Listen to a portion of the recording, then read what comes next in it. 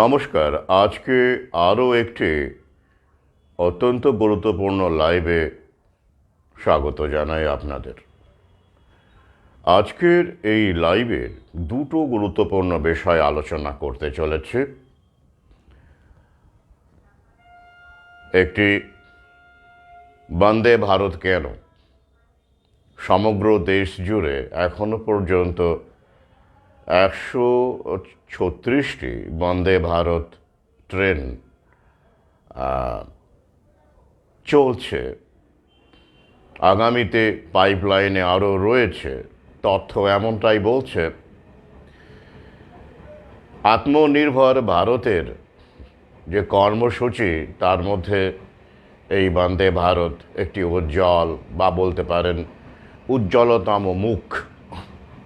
নেপথ্যে কি কেবলই যাত্রী স্বাচ্ছন্দ্য, যাত্রী নিরাপত্তা, না আরও অন্য কিছু আছে নেপথ্যে? এই বিষয়ে তথ্যসহ আলোকপাত করতে চলেছি। এবং আরও একটি গুরুত্বপূর্ণ বিষয়, ভ্যাকসিনের আরেক বিপদ। আপনারা অ্যান্টিবায়োটিকের বিপদ সম্পর্কে ওয়াকিবহাল, আমি ইতিমধ্যেই লিখেছি, লাইভও করেছে। তো একই রকমভাবে ভ্যাকসিনেরও বিপদ আছে। সে পার্শ্ব প্রতিক্রিয়া বলুন বা প্রতিক্রিয়া বলুন, সে তো আপনারা দেখতেই পাচ্ছেন, সে আপনারা জানেন, আমার সহযোদ্ধারা জানেন। এ নিয়ে বহু আলোচনা হয়েছে, তথ্যসহ লাইভ করেছে, লিখেছে। কিন্তু এছাড়াও আরও বিপদ আছে যা আমরা জানলেও সবসময় লাইভে বলে ওঠা যায়নি, বা সুযোগ আসেনি, বা পরিস্থিতি আসেনি।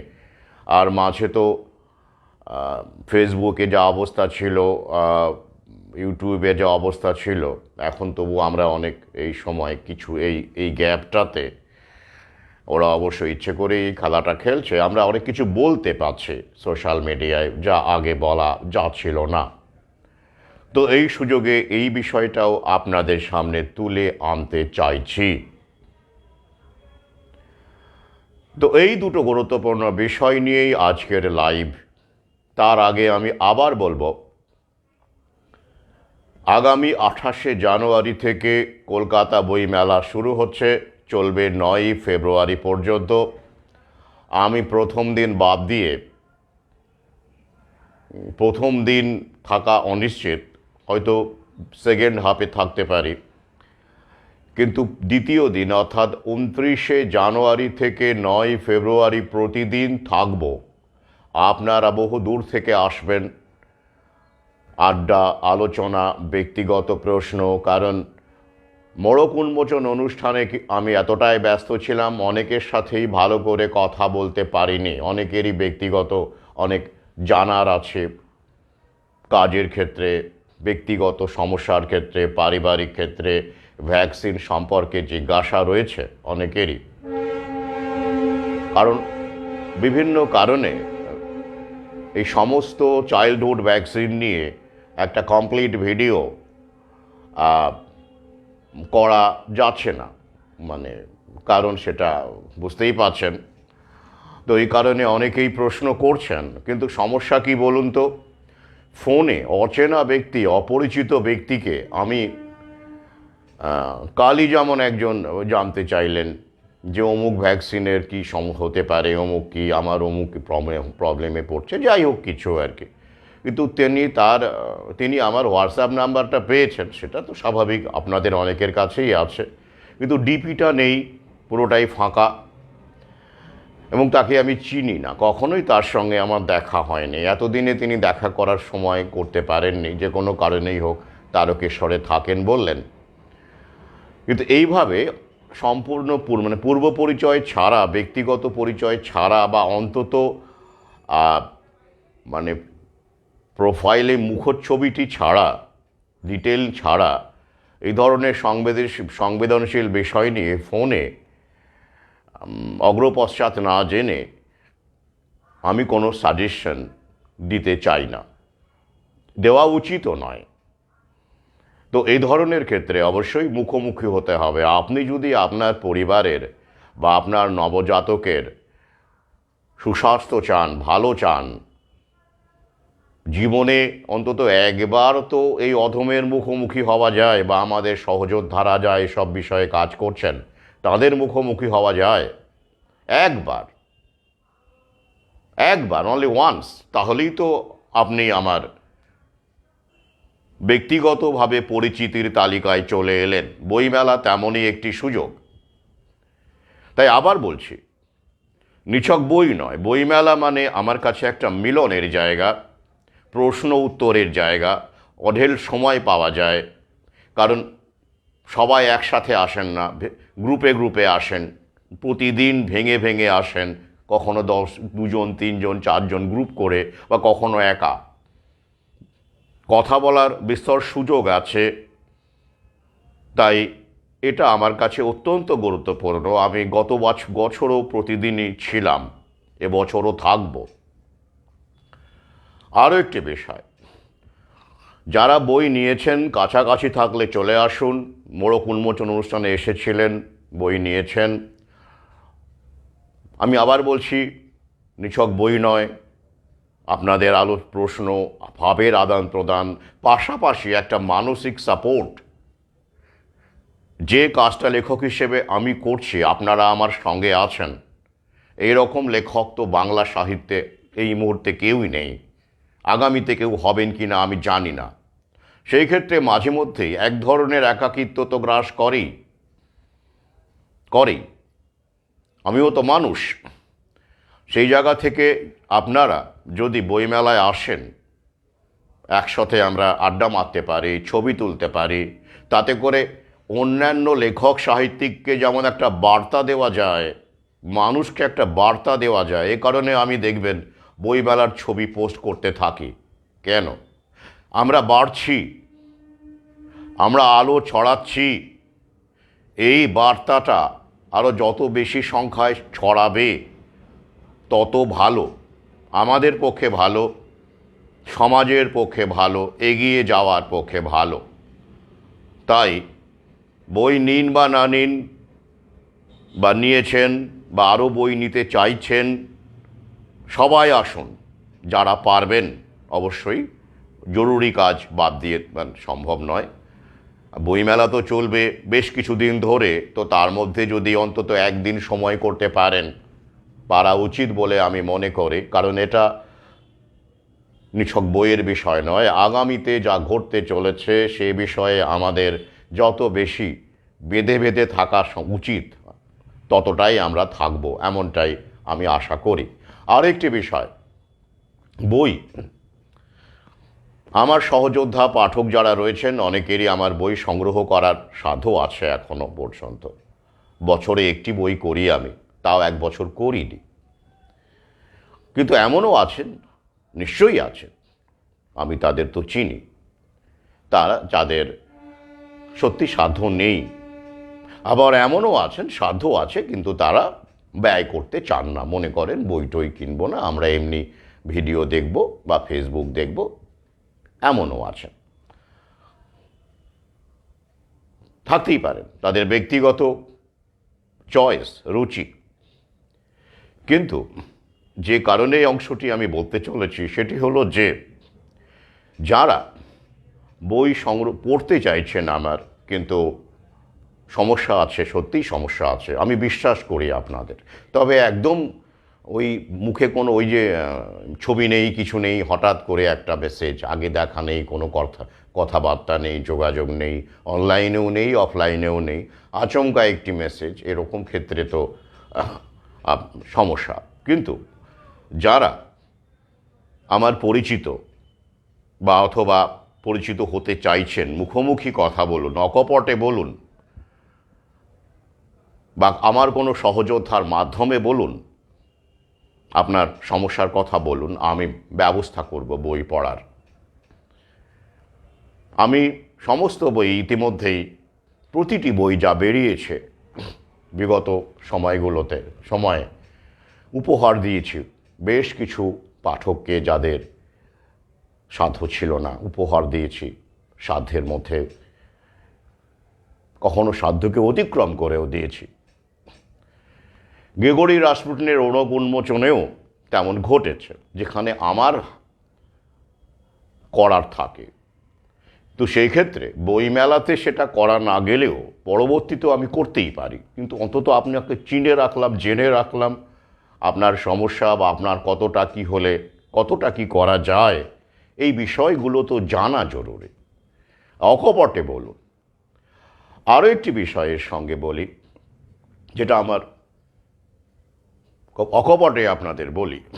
মাঝে মধ্যেই কিছু মানুষ যারা সত্যি লড়াইয়ে থাকতে চান, শুভাকাঙ্ক্ষী, অথচ তাদের সাথে আমি ব্যক্তিগতভাবে তেমন হয়তো একবার দেখা হয়েছে এই পর্যন্তই, বা হয়তো দেখাও হয়নি, কারা কুরিয়ারে বই নেন, এমন কিছু মানুষ আমাকে বলেন, এই গ্রেগরির উন্মোচনের আগেও বলেছেন, সে সময়ও বলেছেন যে স্যার আপনি তো মানুষের জন্য অনেক কিছু করার চেষ্টা করছেন, আমরা তো কিছুই করতে পারি না, কিন্তু কিছু যোগ দিতে চাই, কন্ট্রিবিউট করতে চাই আপনাকে, অর্থ কিছু কন্ট্রিবিউট করতে চাই। আমি তাদের সবিনয়ে জানাই, না, আমি এভাবে অর্থ গ্রহণ করি না। তবে কি তখন তাদের আমি বলি, যদি আপনি সত্যিই এই লড়াই যোগ মনে করেন যে আপনি তো বই সংগ্রহ করছেনই, ঠিক আছে, আরও যদি মনে করেন যে না আপনি কন্ট্রিবিউট করতে চান, তবে আমার বই প্রিয়জনদের উপহার দিন, এবং যারা সংগ্রহ করতে পারছেন না, আমার পাঠক, সাধ্য নেই বা সমস্যা আছে, তাদেরকে উপহার যাতে করে দেওয়া যায় সেই ব্যবস্থা করুন। তো এমন ঘটেছে। তো সেক্ষেত্রে তিনি ব্যাপারটা বললেন, বাহ খুব সুন্দর বললেন তো স্যার, আমি তো এটা ভেবে দেখিনি। তো সেই ক্ষেত্রে তিনি কি করলেন, 3টি বই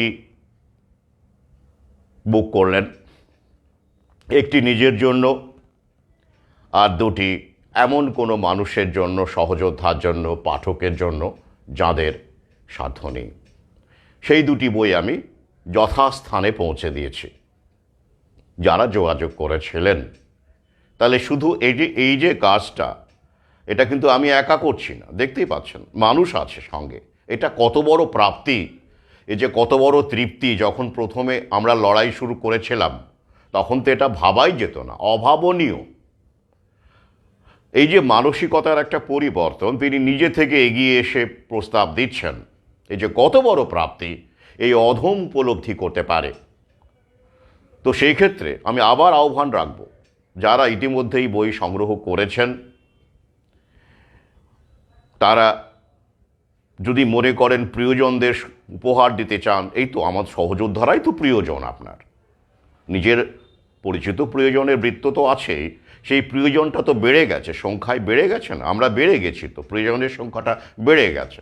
তো তাদের জন্য যদি আপনারা ভাবেন, তাহলে আমার এবং আপনাদের মিলিত উদ্যোগে এমন অনেক পাঠক সহযোদ্ধা যারা এই কারণে বই পড়তে পারছেন না, সংগ্রহ করতে পারছেন না, তাদের কাছেও বইগুলো পৌঁছে যেতে পারে। যদি আমার এই প্রস্তাব বা আহ্বান অযৌক্তিক বলে মনে হয়, তাহলে অকপটে জানাবেন। আরও একটি বিষয় আপনাদের বলি, বারবার করে বলি,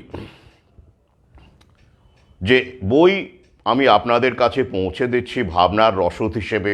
বইগুলো কতটা গুরুত্বপূর্ণ, কতটা তথ্যপূর্ণ আপনারা পড়লেই বুঝতে পারবেন, যারা পড়ছেন তারা জানাচ্ছেন। এ একটা দিক আলোকিত করা, পাশাপাশি এই বই থেকে যা আসে তা আমার গ্রামেগঞ্জে ঘোরা, রাহা খরচ, সভা সমিতি থেকে শুরু করে মানুষের পাশে থাকার পাথেয় হিসেবে কাজ করে। আমার আপনজনেরা, যারা আমার কাছের মানুষ, তারা জানেন এই অধমকে, আপনারাও অনুমান করতে পারেন।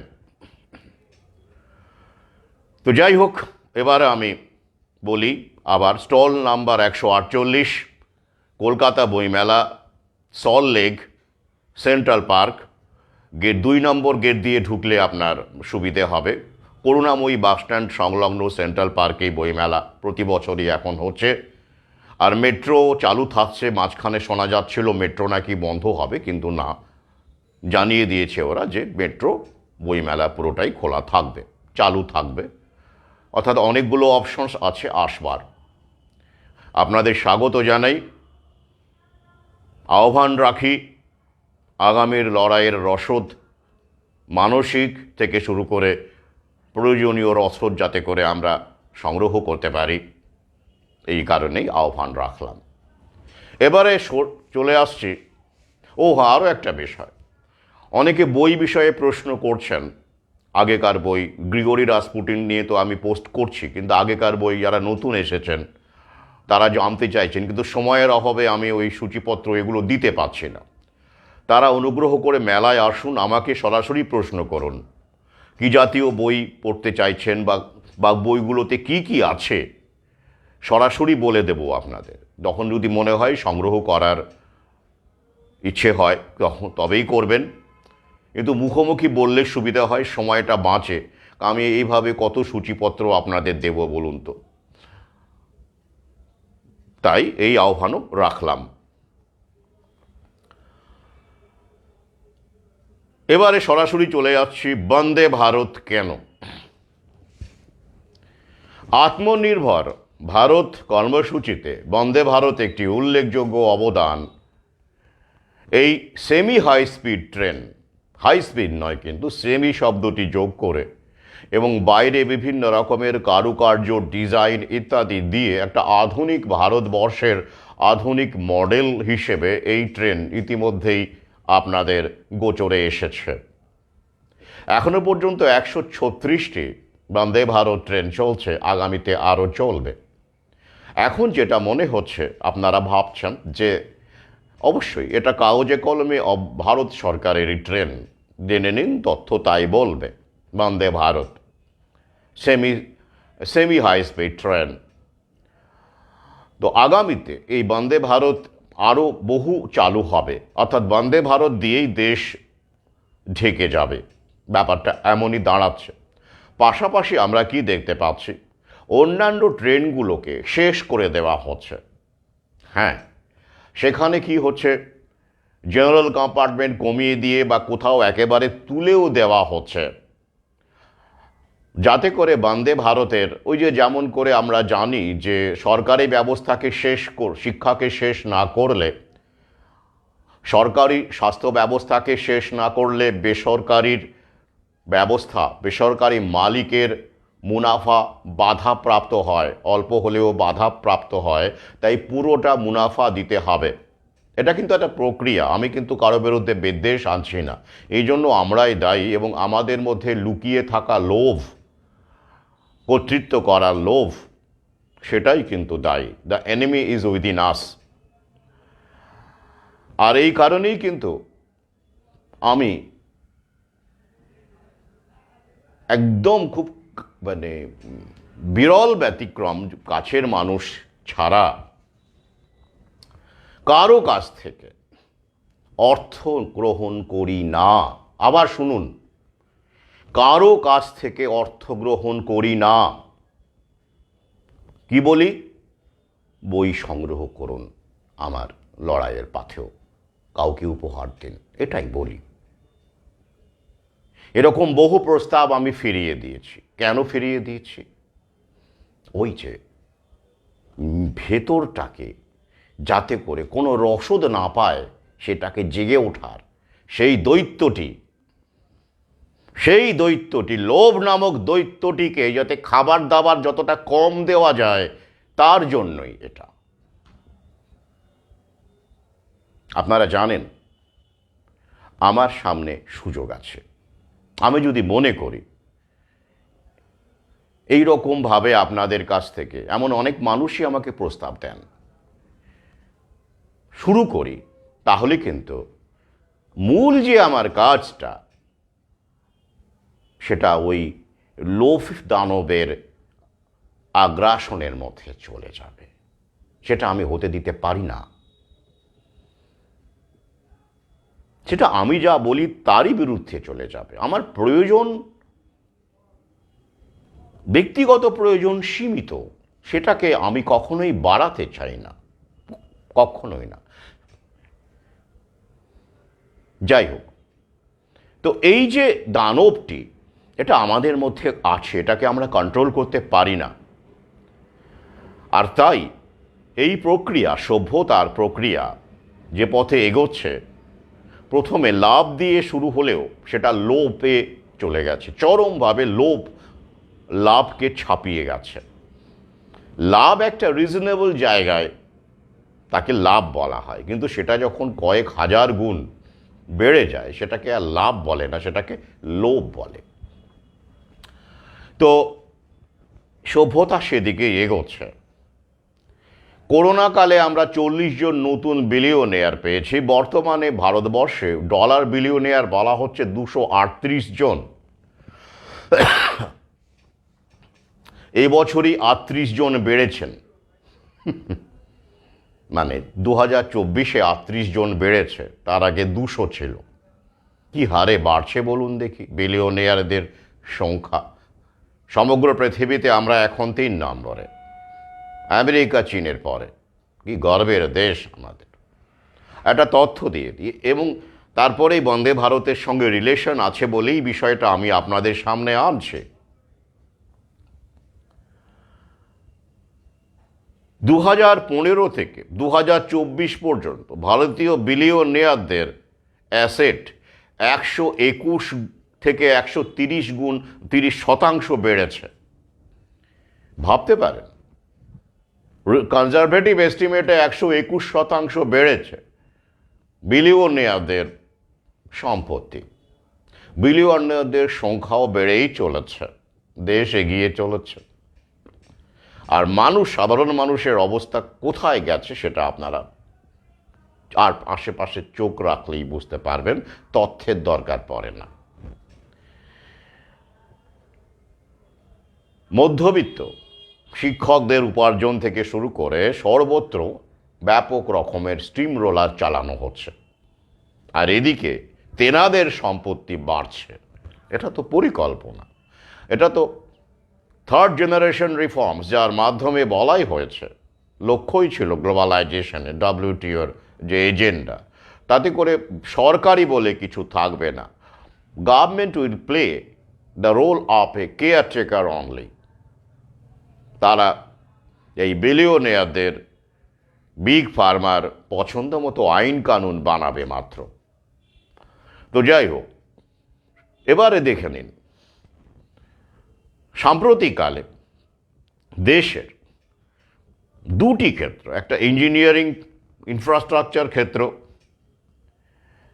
এবং ফার্মা কোম্পানি, 1000% গ্রোথ করছে, বাড়ছে ফার্মাসিউটিক্যালস প্রফিট। এই বছর, গত বছরই 20,000 কোটি টাকার কাট অফ, 20,000 কোটি টাকার গত বছরেই কাট অফ ফার্মাসিউটিক্যালসের, মানে ফার্মা কোম্পানির। কি হারে গ্রোথ হচ্ছে বুঝতেই পাচ্ছেন। কেন গ্রোথ হচ্ছে? ভৌ কার্যক্রম এবং পাশাপাশি অসুস্থতা যে হারে মানুষের বাড়ছে, ভৌ গ্রহণের ফলে, ভ্যাকসিন গ্রহণের ফলে শিশু থেকে শুরু করে বৃদ্ধ কেউ বাদ নেই।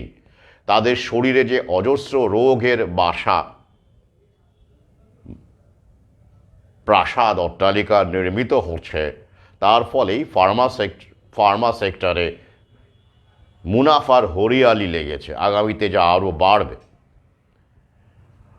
তাহলে এই হলো পরিস্থিতি বিলিয়নিয়ারদের, এবং এটা বেশ গর্বের সঙ্গে বিভিন্ন খবরে বেরোয়। রিচ লিস্ট, অমুক লিস্ট, তমুক লিস্ট, ইন্ডিয়ান বিলিয়নিয়ার লিস্ট, কে কোথায় আছেন, কার একটু কমলো, কার বাড়লো, র্যাঙ্কিংয়ে কী হলো, পরিবর্তন হলো।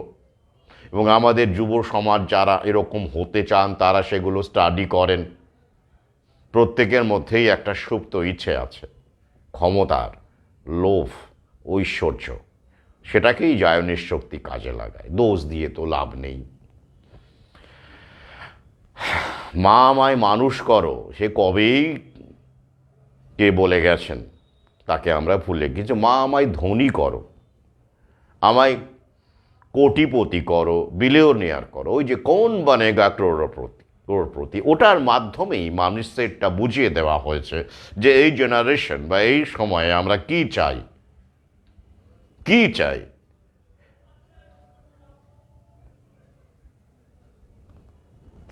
তাই আমরা আমাদের কবর নিজেরাই নিজেদের কবর খুঁড়ে চলেছে।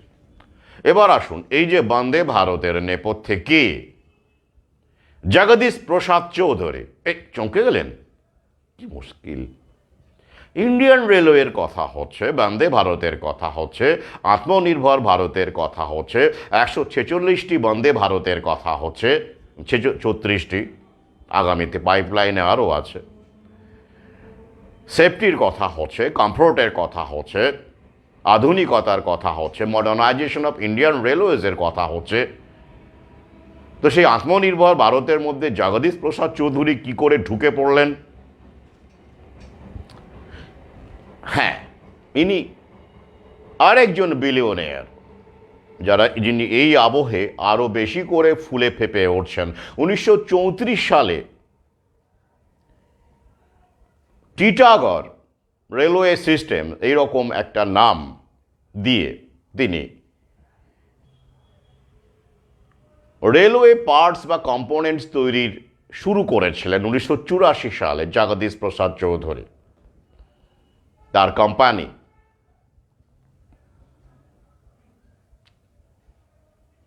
টিটাগড় রেলওয়ে সিস্টেমস, এরকম একটি নাম, মানে টিটাগড়টাই মূল। এবং তো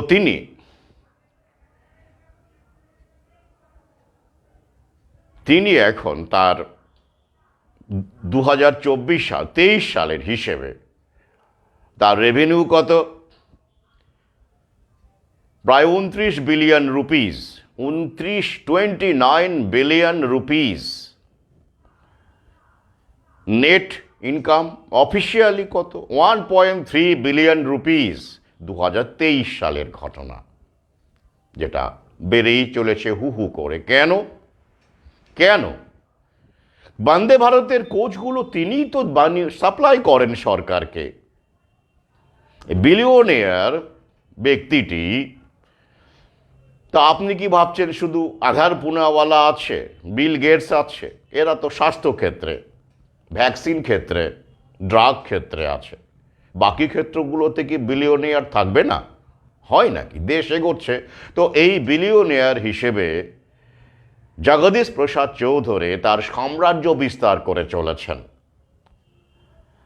এবং ভারত সরকারকে ওয়াগন থেকে শুরু করে বন্দে ভারতের টোটাল সমস্ত কোচ, 2023 সালে তিনি 8,000 ওয়াগনের বরাত পেয়েছিলেন। তাকে টেন্ডার দেওয়া হবে, হবেই তো, স্বাভাবিক না? লোকোমোটিভস থেকে শুরু করে, মাইনিং ইকুইপমেন্টস থেকে শুরু করে, নেভাল প্রোডাক্ট কি বানাচ্ছেন না তিনি। এবং সরকার তার কাছ থেকে কিনছে বন্দে ভারতের সমস্ত কিছু, কোচ কিনছে। এবার বুঝুন তো, ব্যাপারটা ভৌভৌয়ের মতো হয়ে গেল না? বিল গেটস ভ্যাকসিন বানাচ্ছে আদার পুনাওয়ালাকে দিয়ে, Covishield vaccine serum institute of India থেকে ভারত কিনছে জনগণের টাকায়। কি দাঁড়ালো? জনগণের করের টাকা, ট্যাক্সের টাকা, জিএসটির টাকা চলে যাচ্ছে মালিকের পকেটে। ভারতীয় রেল বেসরকারীকরণ শেষ পর্যায়ে চলে যাচ্ছে, আর কিছু বাকি নেই। সামান্য কিছু ওই বাকি আছে লোক দেখানো, সেটাও আর থাকবে না। সেই প্রক্রিয়াতে এই বন্দে ভারত, আত্মনির্ভর ভারত কতটা আত্মনির্ভর, না বিলিয়নিয়ার নির্ভর, না ব্যক্তি নির্ভর, সেটা বুঝুন। সুন্দর সুন্দর শব্দ দিয়ে জনগণকে বোকা বানানো, ধোঁকা দেওয়ার প্রয়াস এবং সফল কর্মসূচি নতুন নয়, এ আবহমান কাল ধরেই চলছে। তো এই কারণেই অন্যান্য ট্রেনগুলোকে শেষ করে দিয়ে আরও আছে। মূলত এখন 3টে ব্যক্তি মালিকানাধীন রেলওয়ে ফ্যাক্টরি, তারাই দেশ চালাচ্ছে। সরকারি ক্ষেত্রগুলোকে বেচে দেওয়া হয়েছে, আপনারা জানেন। নবরত্ন কোম্পানির কি অবস্থা হয়েছিল তাও আপনারা জানেন।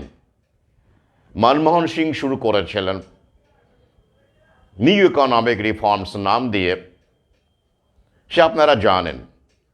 সেগুলোকে শেষ করে দিয়ে, বিনিয়োগ না করে, কর্মচারীকে বসিয়ে দিয়ে, রিক্রুটমেন্ট না করে, সব কিছু শেষ করে দিয়ে এই ব্যক্তি মালিকানাধীন টিটাগড় সিস্টেমস, জুপিটার ওয়াগনস, মেধা সার্ভো ড্রাইভ, এই তিনটি কোম্পানি রেলের ক্ষেত্রে বলছে। এছাড়াও এই টিটাগড় সিস্টেমসের আরও অনেক ইনভেস্টমেন্ট আছে, মাইনিং থেকে শুরু করে বললাম। এই সবচেয়ে বড় আর কি, রাঘব বোয়ালদের মধ্যে বড় রাঘব বোয়াল। এছাড়াও জুপিটার ওয়াগনস, মেধা সার্ভো ড্রাইভ, এরাও আছে এই ক্ষেত্রে। অর্থাৎ ভারতীয় রেলের কোচ আর সরকারি যে ফ্যাক্টরিগুলো সেগুলো আর বানাচ্ছে না, টিম টিম করে দু একটিকে টিকিয়ে রাখা হয়েছে, বানাচ্ছে এরা। আত্মনির্ভর ভারতের আত্মনির্ভর মুখ, যাদের সম্পত্তি বেড়েই চলেছে। তার ফলে কি হচ্ছে, সেদিনই খবরে দেখলাম আমাদেরই এক সহযোদ্ধা ভিডিওটি শেয়ার করেছেন, মর্মান্তিক দৃশ্য। বিহারের একটি ট্রেন, জেনারেল বগি নেই, একটি মাত্র জেনারেল বগি, সেখানে এত ভিড় এত ভিড় এত ভিড় যে এক বৃদ্ধা বয়স্কা ট্রেন থেকে পড়ে গেছেন। পড়ে গিয়ে সোজা লাইনের তলায়, দ্বিখণ্ডিত শরীর। সে ভয়াবহ দৃশ্য আচ্ছা করে দেওয়া হয়েছে, বোঝা যাচ্ছে কি ভয়াবহ দৃশ্য। কেন? আত্মনির্ভর ভারতের মুখ এটা। ভি ট্রেন থেকে মানুষ পড়ে যাবে, যেহেতু জেনারেল বগি তুলে দেওয়া হচ্ছে, ধাপে ধাপে কমিয়ে দেওয়া হচ্ছে, আর আমরা বলবো আমরা এগোচ্ছি। কি একজন বলেছিলেন, কি ডেভেলপমেন্ট মডেলের উক্তিটি গান্ধীজির বলে বলা হয়। গান্ধীজি তো প্রমোটেড ছিলেন, জানেন সেটা, তবুও কিছু কিছু কথা আর ভালো লাগে। কিন্তু as a whole he was a promoted personality, এটা আমরা জানি। তো এই উক্তিটি অবশ্য গান্ধীর কিনা সে বিষয়ে আমার সন্দেহও আছে, এটা নিয়ে ভিন্ন ভিন্ন মতামত আছে। যাই হোক, উক্তিটিকে আমি বলি, খুব ভালো, আমার প্রিয় উক্তি। দেশের জোর কর্মসূচি, উন্নয়ন কর্মসূচি বানানোর সময় দেশের সবচেয়ে পিছিয়ে পড়া মানুষের মুখটি যদি মনে করে বানানো হয় তবেই সেটি সার্থক। কি বুঝলেন? অর্থাৎ দেশের যাবতীয় উন্নয়ন কর্মসূচি সবচেয়ে পিছিয়ে পড়া, সবচেয়ে দরিদ্র, সবচেয়ে অসহায় মানুষটির কথা ভেবে যদি বানানো হয় তবেই সেটা সত্যিকারের উন্নয়ন কর্মসূচি। সেটা কি ঘটছে? ঘটছে না, সম্ভব নয়। এগুলো তো আদর্শ, এটা ইডিওলজি। ইডিওলজির সঙ্গে রিয়ালিটির চিরকালই একটা বিরোধ আছে, কারণ আমরা সেটা মুখে মুখে বললেও মনে মনে আমরা সবাই কোন বনেগা ক্রোড়পতি হতে চাই। সেই লোভ আমাদের গ্রাস করে আমাদের আদর্শ থেকে বিচ্ছিন্ন করে, সরিয়ে নিয়ে যায়, আর তাই এটা ঘটে না। তাহলে এই ভয়ঙ্কর পরিস্থিতির শেষ কোথায়? শেষ এখনো আমরা কিছুই দেখিনি। আমি বারবার করে বলি, আপনারা জানেন হাওড়া সেকশন থেকে, সমস্ত প্ল্যাটফর্ম থেকে সমস্ত হকারদের তুলে দেওয়া হয়েছে। আমি এটা বহু আগেই এমন ঘটবে বলেছি। আর হকারদের অজস্র ইউনিয়ন আছে, কেউ ইউনিয়নগুলো তো কিনে নেওয়া হয় তাদেরকে, নেতা, সেটা বামপন্থী আমলে আমরা দেখেছি। ট্রেড ইউনিয়ন বাজি দিয়ে ট্রেড ইউনিয়ন বাজি, জঙ্গি ট্রেড ইউনিয়ন বাজি দিয়ে ছোট ছোট সাধারণ কারখানাগুলোকে তুলে দিয়ে ওরা আর বিলিয়নিয়ারদের পথ সুগম করেছে। সেখানে ওরা জঙ্গি ট্রেড ইউনিয়ন বাজি করতে পারে না। করুক দেখি সিরাম ইনস্টিটিউটে জঙ্গি ট্রেড ইউনিয়নবাজি সিরাম ইনস্টিটিউট কি এখনকার? করুক দেখি। ওসব চলে না, ওসব করতে পারে না ওরা। তো ছোট ছোট ক্ষেত্রগুলোকে শেষ করে বড় বড় রাঘব বোয়ালদের বিচরণ ভূমি, মৃগয়া ভূমি তৈরি করতে পারে ওরা। সেই উদ্দেশ্যেই ওদেরকে কাজে লাগানো হয়েছিল, আমি বারবার করে বলেছি। এটা প্রক্রিয়া, এটা একটা প্রসেস। ওই যে বলছি, আমি কারো বিরুদ্ধে বিদ্বেষ নিয়ে কথাটা বলছি এমন নয়, বাস্তব যা সত্যি সেটাই বলছি। এবারে আসুন, তাহলে হকার উচ্ছেদ হয়ে গেছে, ওয়ান স্টেশন ওয়ান প্রোডাক্ট, সব এখন one health, one world government, one drug, শুধু ভ্যাকসিনই থাকবে আর কিছু থাকবে না, বহু আগেই বলেছি। সব ওয়ান দিয়ে চলছে, ওয়ান হেলথ, জন্তু জানোয়ার মানুষের স্বাস্থ্য এক করে দেখা হবে আর কি। এই কারণেই বার্ড ফ্লু নিয়ে তার সঙ্গে মানুষকে রিলেট করে এত রকম পরিকল্পনা। আসছি পরের পার্টেই ভ্যাকসিন।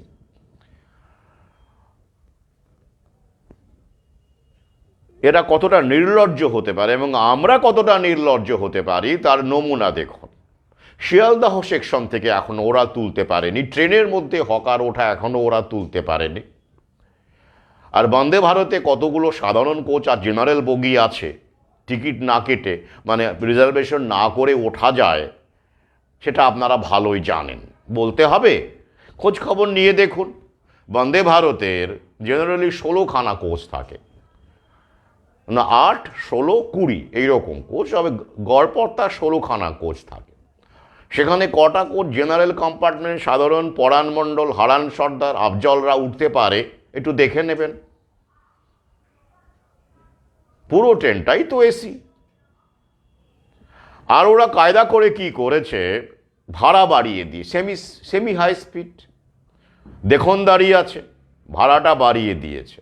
এবং এই প্রোগ্রামটা শুরু করেছিল ওরা করোনার সময়, কি কোভিড স্পেশাল ট্রেন নাম দিয়ে। সব ট্রেন বন্ধ, লোকাল ট্রেন বন্ধ, সাধারণ ট্রেন বন্ধ। আর সাধারণ ট্রেনগুলোকেই ওরা কোভিড স্পেশাল ট্রেন দিয়ে নাম দিয়ে চালানো শুরু করলো, কি ভাড়া বাড়িয়ে দিল। হ্যাঁ হ্যাঁ, আর আমরা সেগুলো স্বাভাবিক, আমরা ভয় পেয়েছি, প্যানিকগ্রস্ত হয়েছি।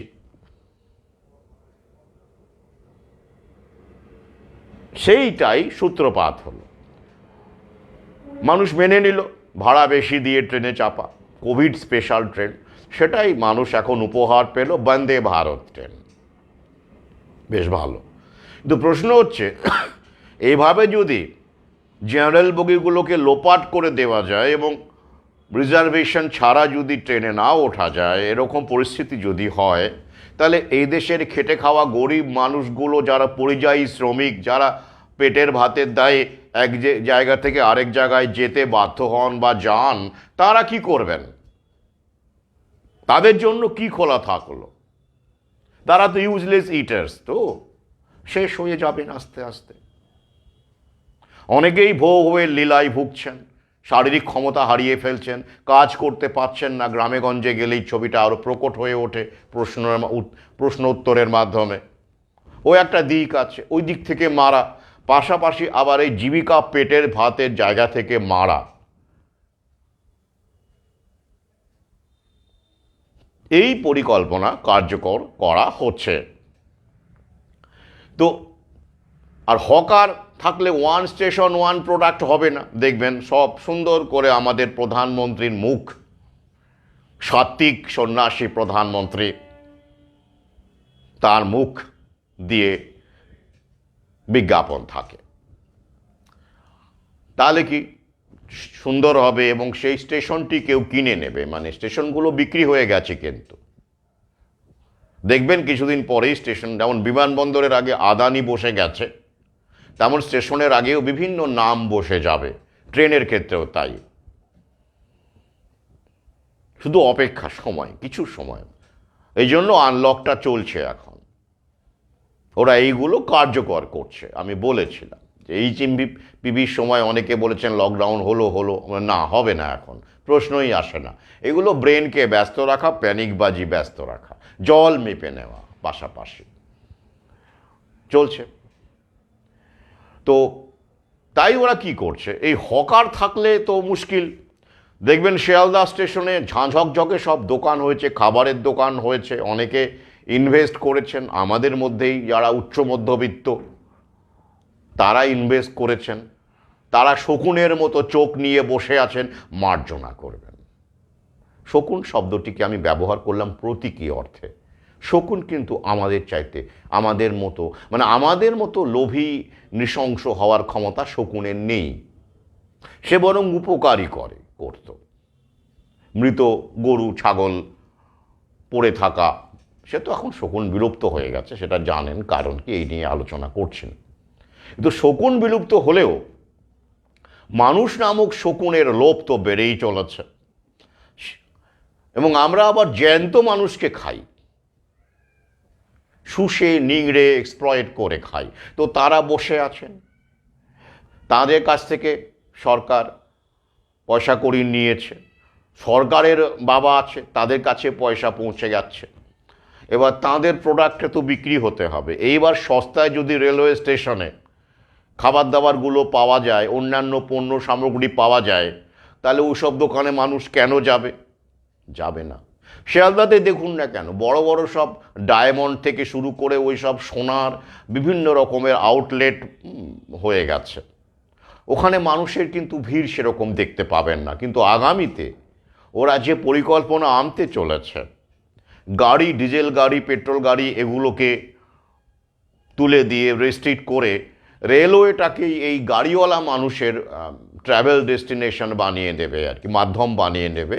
তখন এই শিয়ালদাতে হাওড়া স্টেশনে ওঠা যাত্রীদের প্রোফাইলও বদলে যাবে, তখন তারা এইসব দোকান থেকে কেনাকাটা করতে পারবেন। কিন্তু এদের জন্য যদি রেলওয়েকে ঢেলে সাজাতে হয়, আধুনিক করতে হয়, তাহলে হকার, নোংরা হকার, ওই যে নোংরা শব্দটি আমি ইচ্ছে করে ব্যবহার করলাম, কারণ আমরা ভদ্রলোকেরা এদেরকে এইসব পেশাকে নোংরা বলে মনে করি, অথচ এরাই আত্মনির্ভর, প্রকৃত আত্মনির্ভর ভারত এরাই।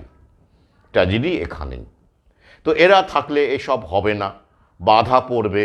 ওয়ান স্টেশন ওয়ান প্রোডাক্ট কর্মসূচি বা এই যে বড় বড় সব মল টল শুরু, স্টেশনে রেস্তোরাঁ হয়েছে, তাদের মুনাফায় ভাগ বসবে, তারা চাইছে না, তাই এগুলোকে তুলে দেওয়া হচ্ছে। কিন্তু যেখানে ওরা পারছে না, ট্রেনেও দেখবেন এখনও হকার উঠছে, কিন্তু ওরা সেটা চাইছে না। লোকাল ট্রেন তো ফেজ আউট হয়ে যাবে বহু আগেই, আমি বলেছি।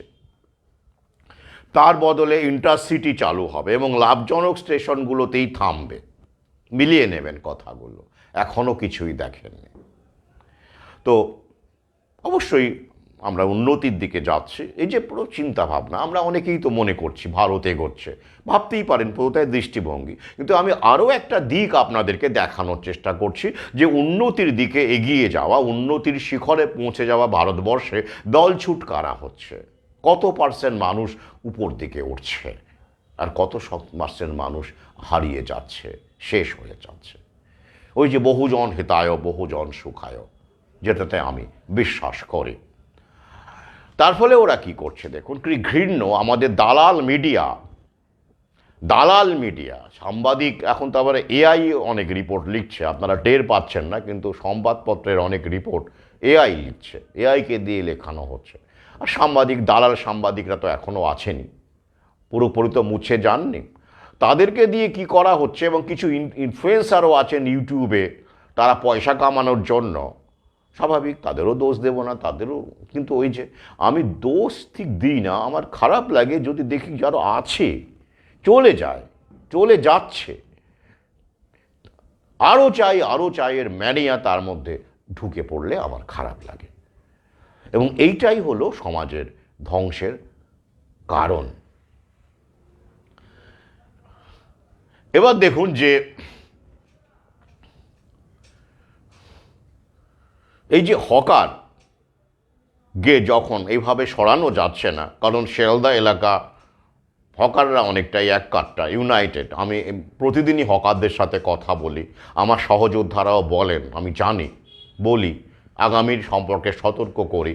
ট্রেনে উঠে যেতে যেতে হকারের সাথে কথা বলা, ঝালমুড়ি খেতে খেতে কথা বলা, চা খেতে খেতে কথা বলা, এ তো আমার দৈনন্দিন চর্চার অন্তর্গত। খুব এককাট্টা ওরা এখনো পর্যন্ত। রাজনৈতিক ইউনিয়নের ব্যাপারটা ওরা এখন খুব ভালো বুঝে গেছে ভৌভবের নেওয়ার ফলে। কারণ ইউনিয়ন থেকে ভৌ নিতে বলা হয়েছিল, মানে ভ্যাকসিন নিতে বলা হয়েছিল, কিন্তু এখন তারা টের পাচ্ছেন। তো তাই এদেরকে কি করে করতে হবে, তুলতে হবে দালাল মিডিয়াকে দিয়ে। কোথাকার কোন টয়লেটে নাকি কোন চাওয়ালা বা কোন হকার টয়লেটের যে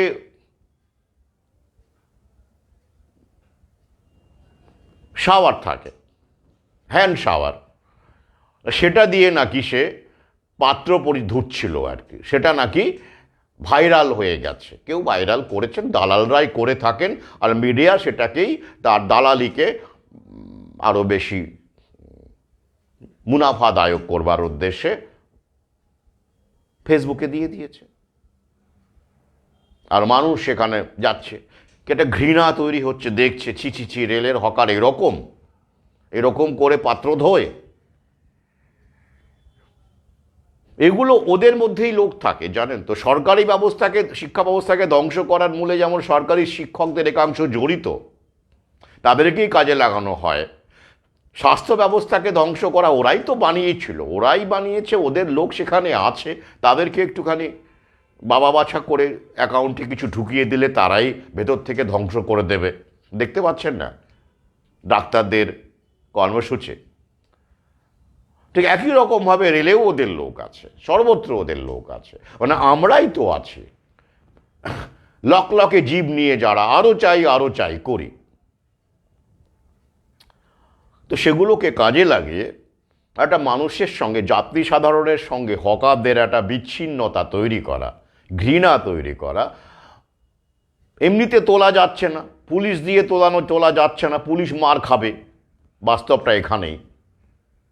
তাই কি করতে হবে, এই রকমভাবে খবর করে, যেমন করে ফুচকা থেকে টাইফয়েড ছড়াচ্ছে, ক্যান্সার হচ্ছে, ইত্যাদি ইত্যাদি ছড়িয়ে দিচ্ছে, দিয়ে এই সব সত্যিকারের আত্মনির্ভর মানুষগুলোকে, খেটে খাওয়া দরিদ্র ভারতবাসীদেরকে জনগণ থেকে, যাদের ক্রয় ক্ষমতা আছে, তাদের কাছ থেকে বিচ্ছিন্ন করে শেষ করার একটা কর্মসূচি গ্রহণ করা হয়েছে।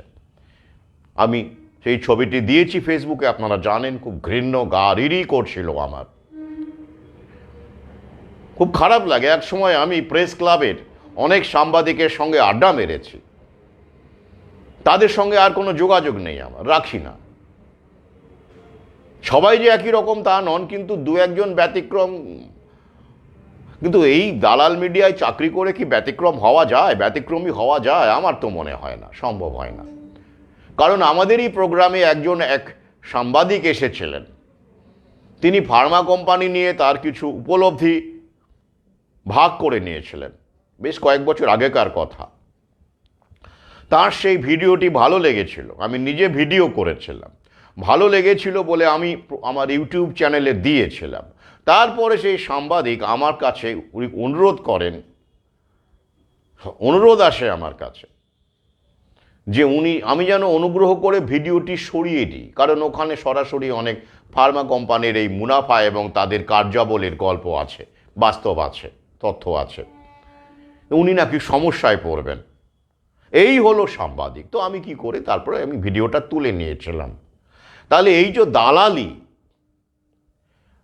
তো এই সব মানুষের সাথে সহবাস আমি তো করতে পারি না বলেই এইসব মানুষের সঙ্গে একসময় আড্ডা দিয়েছি, যখন এই আবহ তৈরি হয়নি, আড্ডা দিয়েছি। তখন আমি দ্রৌপদীর লেখক, তখন আমি ইসলাম স্টুপিডের লেখক, আমি ইউরোপ যাচ্ছি, নরওয়ে যাচ্ছি, ফ্রান্স যাচ্ছি, সেই সময়কার লেখক। তো সেই সূত্রে আমার সঙ্গে এরকম অনেক হস্তির, অনেক বড় বড় ইনফ্লুয়েন্সিয়াল লোকের ওঠা বসা ছিল। তারা এখন আমার তালিকায় ব্রাত্য।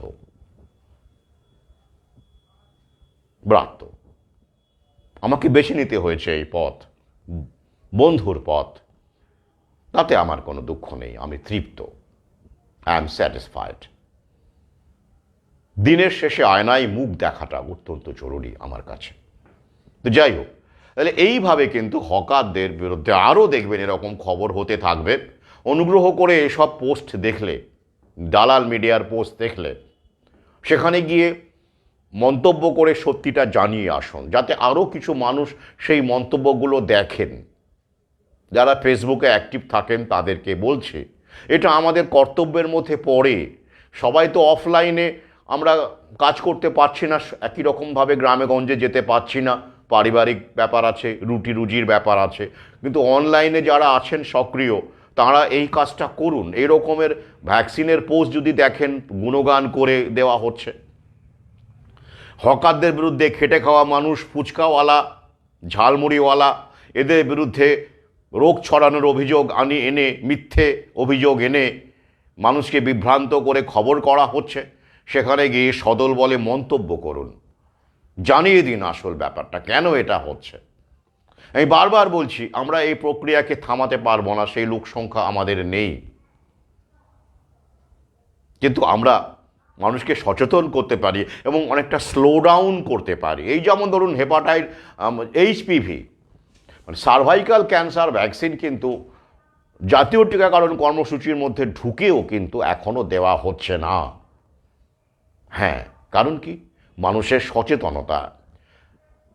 আমরা যেমন সদল বলে অনলাইনে অফলাইনে সক্রিয়, আমাদের মতো মানুষ ভারতবর্ষে তথা পৃথিবীতে বাড়ছে। অবশ্যই এটা একটা বড় কারণ। আরও একটা কারণ অবশ্যই নিজে থেকে বোঝা, নিজের শরীরকে নিয়ে কি হলো, আগে কেমন ছিলাম, এই উপলব্ধিটাও তো মানুষের মধ্যে আছে, সবার মধ্যে না হলেও আছে। এই সংখ্যাটা বাড়ছে, আর এই দুটো মিলিয়ে এমন একটা পরিস্থিতি তৈরি হয়েছে যে ভারত সরকার ফার্মা কোম্পানির চাপ সত্ত্বেও, বিল গেটসের চাপ সত্ত্বেও, আদার পুনাওয়ালার চাপ সত্ত্বেও এই সার্ভাইকাল ক্যান্সার ভ্যাকসিন কিন্তু এখনও লঞ্চ করেনি। বাংলাদেশে হয়েছে, সে ভিডিও আপনারা দেখেছেন। কিন্তু তাই বলে আত্মতুষ্টির কোনো জায়গা নেই। আমি কেন থামি না? এই কারণেই থামি না। আমার সহযোদ্ধারাও থামেন না, তারা নিরন্তর পথে ঘাটে যেখানে সুযোগ পাচ্ছেন। সভা সমিতি সবসময় দরকার পড়ে না, নিজে থেকেও করা যায়, আপনারাও করছেন। এই সংখ্যাটা, এই ব্যাপারটা চালিয়ে যেতে হবে। You have to continue. ঢিলেমি হলেই কিন্তু বিপদ। Big brothers are watching. ওরা জল মাপছে, অনুকূল নয় বলে আর লঞ্চ করছে না। যেই দেখবে অনুকূল, বাহ, এবার শুরু করে দাও। আমাদের রুখতেই হবে। স্মার্ট মিটার ব্যাপারটা অনেকটাই আমি বহু আলোচনা করেছি, এখানে আলোচনা করছি না। মানুষের সংখ্যাটা আমরা বেশি সমর্থন পাবো এর বিরুদ্ধে, কারণ কি ওখানে আর্থিক ব্যাপারটা সরাসরি জড়িত। আর আমাদের দেশের মানুষ তো বিনামূল্যে পেলে বিষও খেয়ে নেবে, ব্যাপারটা এরকম। কিন্তু এটাতে যেহেতু খরচ খরচা উঠবে, বিলটা বাড়বে, তথ্য বলছে, এবং বিভিন্ন যে ভিডিওগুলো ছড়াচ্ছে সোশ্যাল মিডিয়ায়, মানুষ স্মার্ট মিটার ভেঙে ফেলছে এবং সেখানে তারা পরিষ্কার বলছে বিল কত হারে বাড়ছে, টাকা উড়ে যাচ্ছে মাঝরাতে, এগুলো ঘটছে। এই কারণে অনেক মানুষ, আর্থিক কারণে আমরা অনেক মানুষের সমর্থন পাব। কিন্তু ভ্যাকসিনটা তো বিনা পয়সায় ছিল, যদিও বিনা পয়সায় নয়, আপনারা জানেন, জনগণের টাকা দিয়ে ঘুরিয়ে আমাদের দেওয়া হয়েছে। এটা ভালো পদ্ধতি। ঠিক একই রকমভাবে যেমন বন্দে ভারত এর কোচ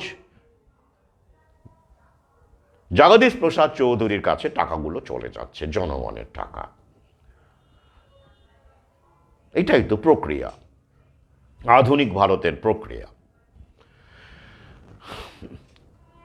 তথ্য আপনাদের সঙ্গে ভাগ করে নিলাম, আমি লিঙ্ক দিয়ে দেব, দেখে নেবেন। আর একটা অনুরোধ করব, এই জেনারেল বগির ব্যাপারে আপনারা পোস্ট দিন, বাড়ানোর জন্য দাবি তুলুন সোশ্যাল মিডিয়ায়, দাবি তুলুন, মানুষের মধ্যে সচেতন করুন মানুষকে। কারণ সব যদি বন্দে ভারতই হয়ে যায়, তাহলে এই সব মানুষ কি করবেন? এইভাবে ট্রেন থেকে পড়ে গিয়ে কাটা পড়ে মারা যাবেন। এটা কি আমরা চাই? চাই না। তাই অনুগ্রহ করে আপনারা আপনাদের ফেসবুক ওয়ালে সাধারণ ট্রেনের জেনারেল বগি বৃদ্ধি করার সংখ্যা, মানুষের ভিড়, মানুষের প্রাণ বাঁচাতে দাবি তুলুন। ঝাঁ ঝকঝকে তথাকথিত সেফটি মেজার্স দেখিয়ে যাদের পকেটে টাকা আছে, গ্যাঁটের টাকা আছে, তাদের জন্য নিরাপত্তা আর বাকিদের জন্য মৃত্যু ফাঁদ। এ কী রকম ভারত?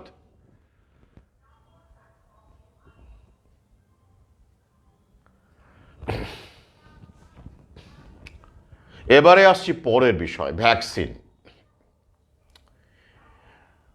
আজই আপনারা জানেন একটা পোস্ট দিয়েছে। সেই পোস্টে আমার আগেকার যে আমার উপলব্ধি, পর্যবেক্ষণ এবং বিশিষ্ট দালাল নন এমন বিজ্ঞানীদের পর্যবেক্ষণ, অ্যান্ডি ওয়েকফিল্ড এবং তারও আগে রবার্ট এস মেন্ডেলসনের পর্যবেক্ষণগুলো আমি বহুবার আপনাদের সঙ্গে ভাগ করেছি, রেখেছি। সেই পিয়ার রিভিউ একটি রিসার্চ একটা আর্টিকেল, তার আমি লিঙ্ক দিয়েছি এবং স্ক্রিনশট দিয়েছি। পিয়ার রিভিউড বলতে কি, যে আর্টিকেলটি বিশিষ্ট অন্যান্য এই ফিল্ডের আরও অন্যান্য স্টলওয়ার্স তারা দেখেছেন, চেক করেছেন, ডেটা মিলিয়েছেন, তারপরই সেটা পিয়ার রিভিউড বলা হয়। আপনারা জানেন, যারা রিসার্চ ফিল্ডে আছেন তারা পিয়ার রিভিউডের তাৎপর্যটা বুঝবেন। সেখানে কি বলা হচ্ছে? বলা হচ্ছে যে আমেরিকার শিশুদের মধ্যে যে অটিজম বাড়ছে, এ নিয়ে দেখবেন অ্যান্ডি ওয়েকফিল্ড প্রথম আওয়াজ তুলেছিলেন, মানে চিকিৎসক হিসেবে এবং গবেষক হিসেবে তিনি লিখেছিলেন, প্রথম আওয়াজ তুলেছিলেন বলা যাবে না, আওয়াজ অনেক আগে অনেকে তুলেছেন ও দেশে, কিন্তু লিখেছিলেন তথ্য দিয়ে রিসার্চ পেপার। ল্যান্ডসেট পত্রিকায় 1998 খ্রিস্টাব্দে সেটি প্রকাশিত হয় এবং পরে ফার্মা লবির চাপে দালাল সরকার সেটাকে তুলে দিতে বাধ্য করে, জার্নাল তুলে নেয় সেটা। পরে বলা হয় অ্যান্ডি ওয়েকফিল্ড ভুলভাল বকছেন, তার স্বার্থ আছে। তিনি কি লিখেছিলেন? এমএমআর ভ্যাকসিনের সঙ্গে, এমএমআর নিয়ে আমার ভিন্ন ভিডিও আছে এবং এই বিশিষ্ট প্রাতঃস্মরণীয় অ্যান্ডি ওয়েকফিল্ডকে নিয়েও আমার ভিডিও আছে, ইউটিউবে অনেকেই দেখেছেন, শুনেছেন। তিনি নাকি ব্যক্তিগত স্বার্থে অপপ্রচার করছেন যে এমএমআর থেকে নাকি অটিজম হয় না। চেপে দেওয়া হলো, তার বিরুদ্ধে লাগা হলো, তাকে ডাক্তারি করার লাইসেন্স কেড়ে নেওয়া হলো, সে অনেক কাহিনী।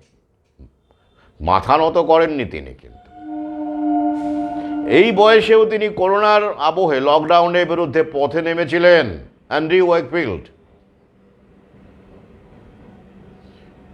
তারপরে ধামাচাপা দিয়ে দেওয়া হয়, এমএমআর চলতে থাকে। আমাদের দেশেও জানেন 2 বছর আগে আমাদের দেশেও এমএমআর দেওয়া হয়েছে, আমরা প্রতিবাদ করেছিলাম, অনেক স্কুলে আটকে গিয়েছে, কিন্তু বেশিরভাগ বাচ্চাদেরই দেওয়া হয়ে গেছে, সেটা আপনারা জানেন।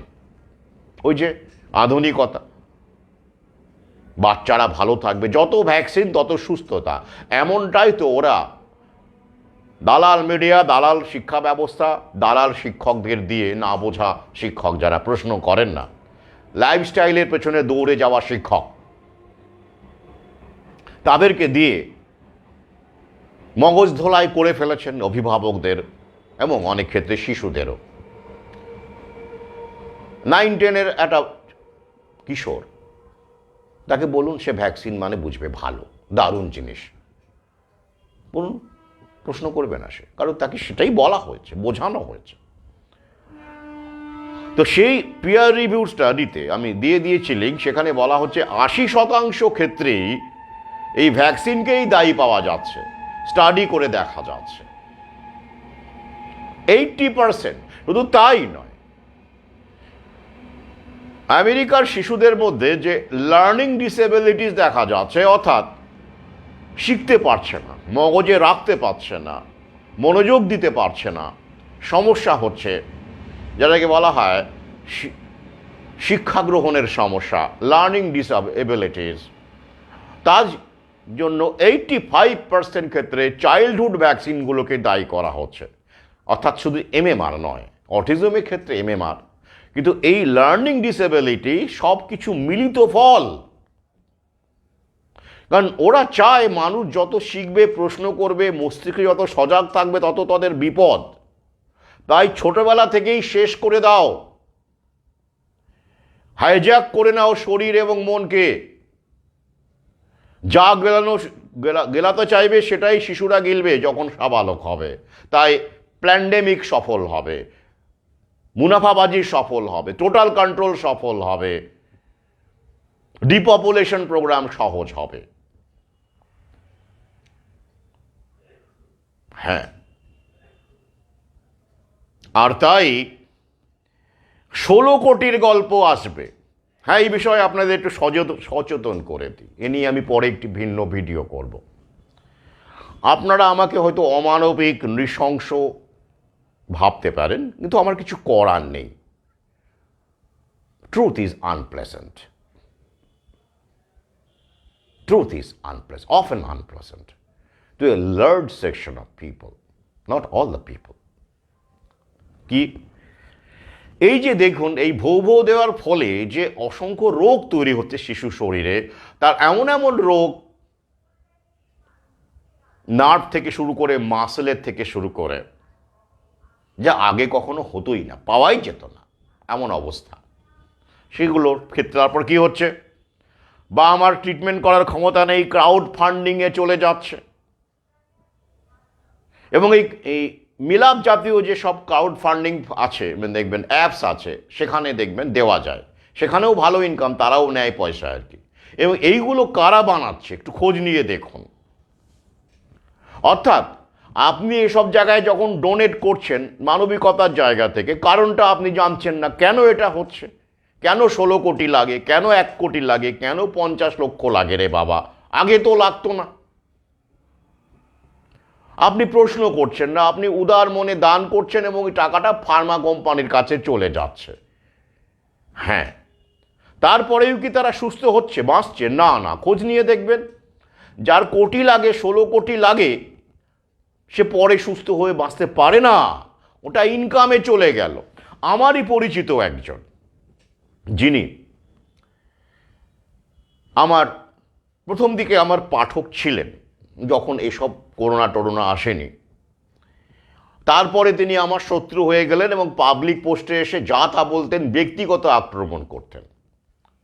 তার সঙ্গে আমার, তার বাড়ি বেলঘড়িয়াতে, বেশ কয়েকবার দেখা হয়েছে, চা খেতে খেতে আড্ডা হয়েছে, ভালো সম্পর্ক ছিল। কিন্তু তিনি ওই যে আধুনিকতার শিকার হয়ে প্যানিকড হয়ে গেলেন। উনি এসে তখন, তারপর তো তিনি আর ওই যে লকডাউনের সময় ভয়ে বাড়ি থেকে বেরোতেন না, বারণ করেছিলাম ভৌ নিতে, শোনেননি। আমি তো আর ডাক্তার নই, বিল গেটস ডাক্তার, উনি বলতে পারেন, উনি বললে ঠিক আছে। উনিও MBBS নন, MD নন, কিচ্ছু নন, কিন্তু উনি বললে কথার দাম আছে, তো আমি বললে অধম। শোনেননি। তারপরে কি হলো, যা হওয়ার তাই হলো, হার্ট অ্যাটাক, কার্ডিয়াক অ্যারেস্ট হলো। কার্ডিয়াক অ্যারেস্ট হলো, হয়ে কি হলো, মেডিকায় ভর্তি হলেন, যদ্দূর আমি জানি। হ্যাঁ, হলেন। আলটিমেটলি কি হলো, হলো না, ভেন্টিলেশনে একমোতে দিতে হলো, একমো সাপোর্টে দিতে হলো, লক্ষ লক্ষ টাকার বিল হলো। শেষে এমন ব্যাপারটা দাঁড়ালো যে হার্ট ট্রান্সপ্ল্যান্ট করার একটা পরামর্শ তাকে দেওয়া হলো, মানে আত্মীয় পরিজনদের দেওয়া হলো। তো তারা মিলাপে গেলেন, ইতিমধ্যেই সর্বশান্ত হয়ে গেছেন, আত্মীয় পরিজনরাও হেল্প করেছে। গিয়ে একটা বড় অ্যামাউন্টের টার্গেট রাখলেন, টার্গেটটা বাড়ানো হলো, কত লাখ, মনে হয় 60 লাখ না 65 লাখ পৌঁছে গেল হার্ট ট্রান্সপ্ল্যান্টের খরচা, ইত্যাদি ইত্যাদি, ডোনর ইত্যাদি ইত্যাদি সব ব্যাপার ট্যাপার। তো যাই হোক, সেটা কি হলো আমি সেটা বহু আগেই তখন বলেছিলাম, কি হতে পারে, কি হতে চলেছে। কি হলো, আলটিমেটলি কিছুদিন পরে মারা গেল। তা আগেই মারা গিয়েছিল কি না আমরা বলতে পারি না, আপনারা জানেন তো এসব জায়গায় কি হয়, মরে গেলেও ভেন্টিলেশনে রেখে দেয়, আমরা মাঝে মাঝেই ভিডিও ভাইরাল হয়। সরকারি হাসপাতাল মানে তো নরক, আর প্রাইভেট হাসপাতাল, সুপার স্পেশালিটি মানে স্বর্গ, সেখানে অমরত্বের ঠিকানা পাওয়া যায়। তিনি চলে গেলেন, মারা গেলেন। হ্যাঁ, তারপরে আবার 2টো ম্যাসিভ অ্যাটাক হয়েছিল ভর্তি হওয়ার পরেও। তারপরেও নাকি তাকে ভালো করা যাবে এরকম আশা দিয়ে ট্রান্সপ্ল্যান্টের ব্যাপার ট্যাপার দিয়ে কথাবার্তা বলে তাকে রাখা হলো। কত লাখ টাকা শেষ পর্যন্ত গেল? আমি যতদূর জানি 50 লাখেরও উপর গেল। কার কাছে গেল? ফার্মা কোম্পানির কাছে গেল। আপনাদের এই নিয়ে পরে তথ্য দিয়ে আলোচনা করব। এই যে ট্রান্সপ্ল্যান্টগুলো হয়, যে লিভার ট্রান্সপ্ল্যান্টের পেশেন্ট কতদিন বাঁচে আসলে? আমার পরিচিত আরেকজন উত্তরবঙ্গের দূর সম্পর্কের আত্মীয়, যোগাযোগ ছিল না স্বাভাবিক, যাদের সঙ্গে যোগাযোগ ছিল তাদেরকে বলেছি, তারা অনেকেই শুনেছেন, নেননি, কিন্তু যোগাযোগ না থাকলে কি করে হবে? তো তিনি কি হয়েছেন, নারী, লিভারের প্রবলেম, ওই স্পাইক প্রোটিনের লীলা, কোথাও ভর্তি হয়েছিলেন, সেখান থেকে এখন বলা হচ্ছে লিভার ট্রান্সপ্ল্যান্ট করতে হবে, টোটাল খরচা 80 লাখ টাকা। 80 লাখ।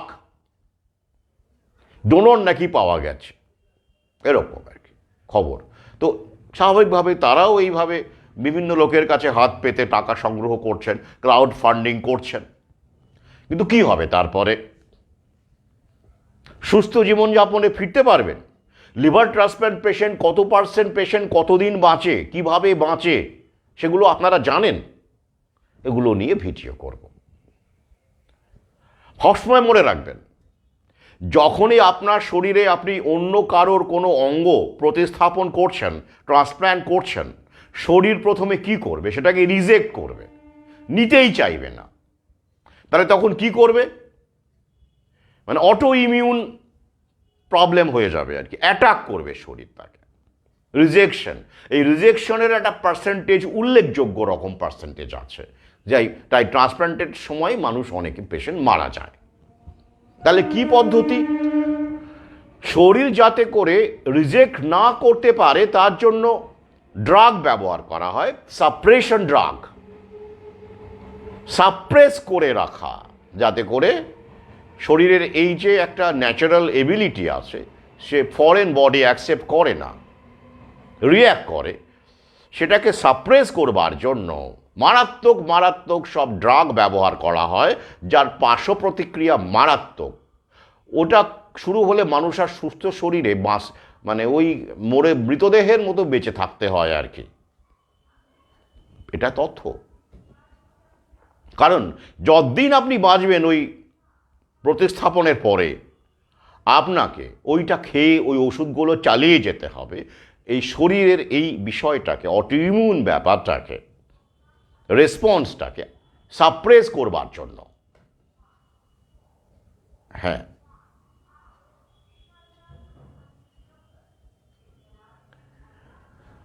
কি সুন্দর ব্যবসা না?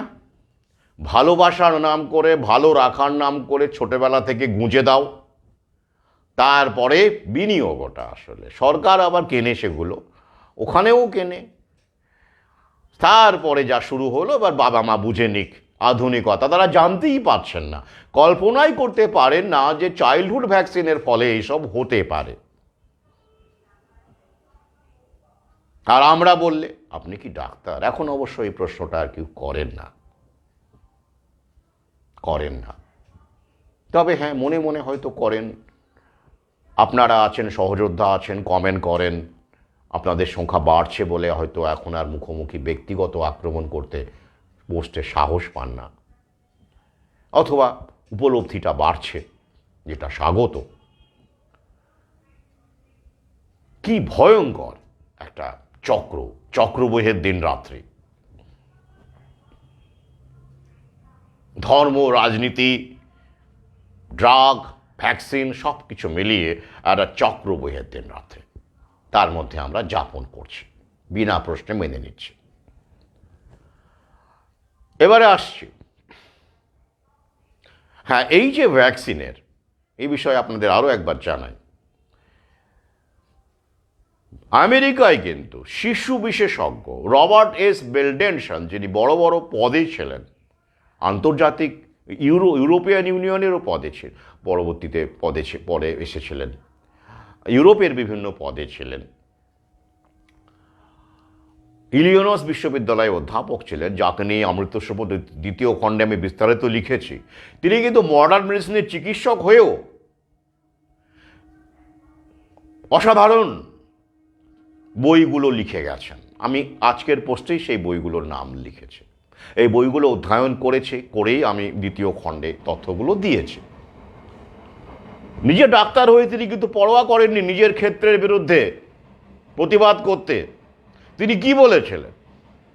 তিনি বলেছিলেন যে আমার ক্ষেত্র থেকে যদি 90% মেডিকেল ইনস্ট্রুমেন্ট বা ওষুধপত্র সব মিলিয়ে এবং চিকিৎসক সব মিলিয়ে যদি 90%ই বাদ দিয়ে দেওয়া যায়, তাহলে পৃথিবীটা অনেকটা ভালো, মানে সুস্থ হবে, ভালো থাকবে পৃথিবীটা। ভাবুন, নিজের ক্ষেত্র সম্পর্কে বলে গেছেন।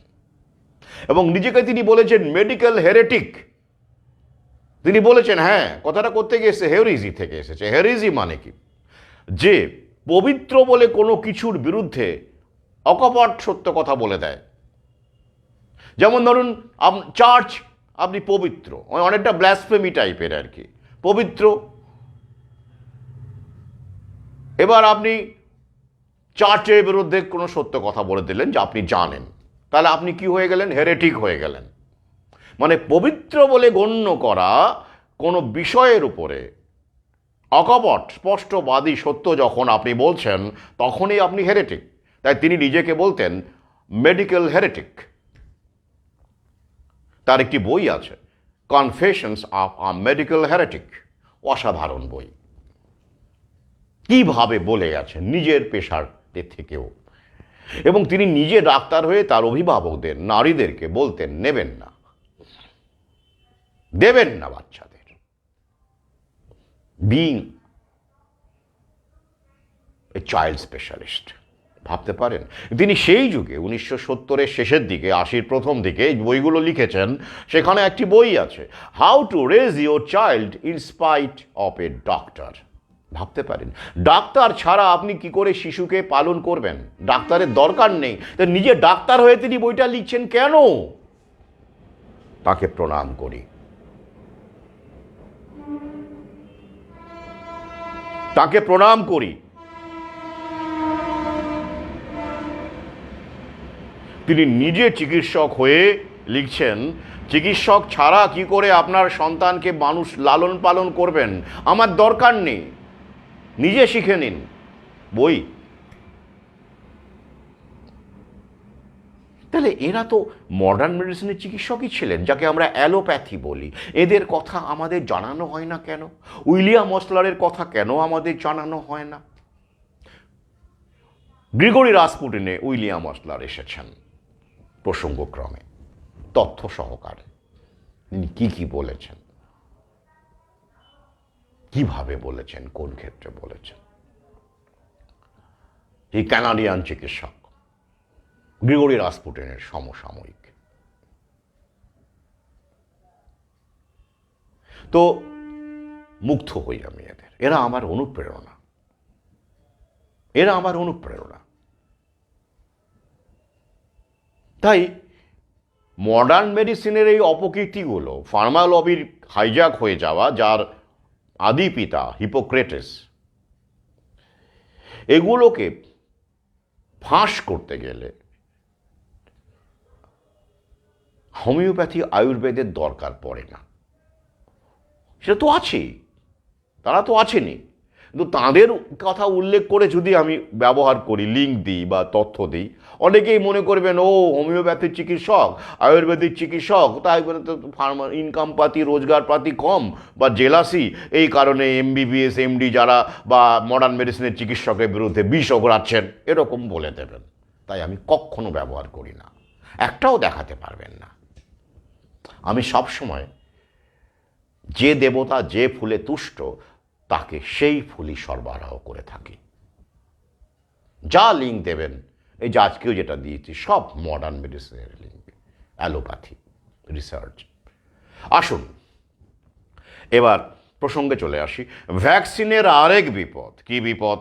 পার্শ্ব প্রতিক্রিয়া বা বলুন, সাইড এফেক্ট বলুন, এই নিয়ে বহু আলোচনা হয়েছে। বিভিন্ন ভ্যাকসিনের আলাদা আলাদা করে আলোচনা আছে, আমার ইউটিউবে, বইপত্রে আছে, দ্বিতীয় খণ্ডে আছে। সোয়াইন ফ্লু ভ্যাকসিন থেকে শুরু করে বহু ভ্যাকসিনের আলোচনা আছে দ্বিতীয় খণ্ডে। কিন্তু আজকে আলোচনা করব ভ্যাকসিনের আরেক বিপদ। সেটা কি? আসুন একটু পড়ে শোনাই, আমি লিঙ্কটা দিয়ে দেব।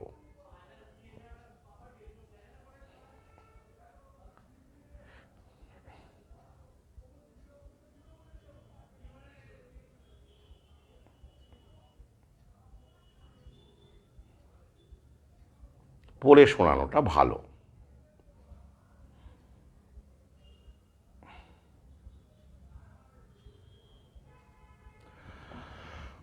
যে কারণে অ্যান্টিবায়োটিক বুমেরাং হয়ে গেছে আমাদের, ইতিমধ্যেই হয়ে গেছে।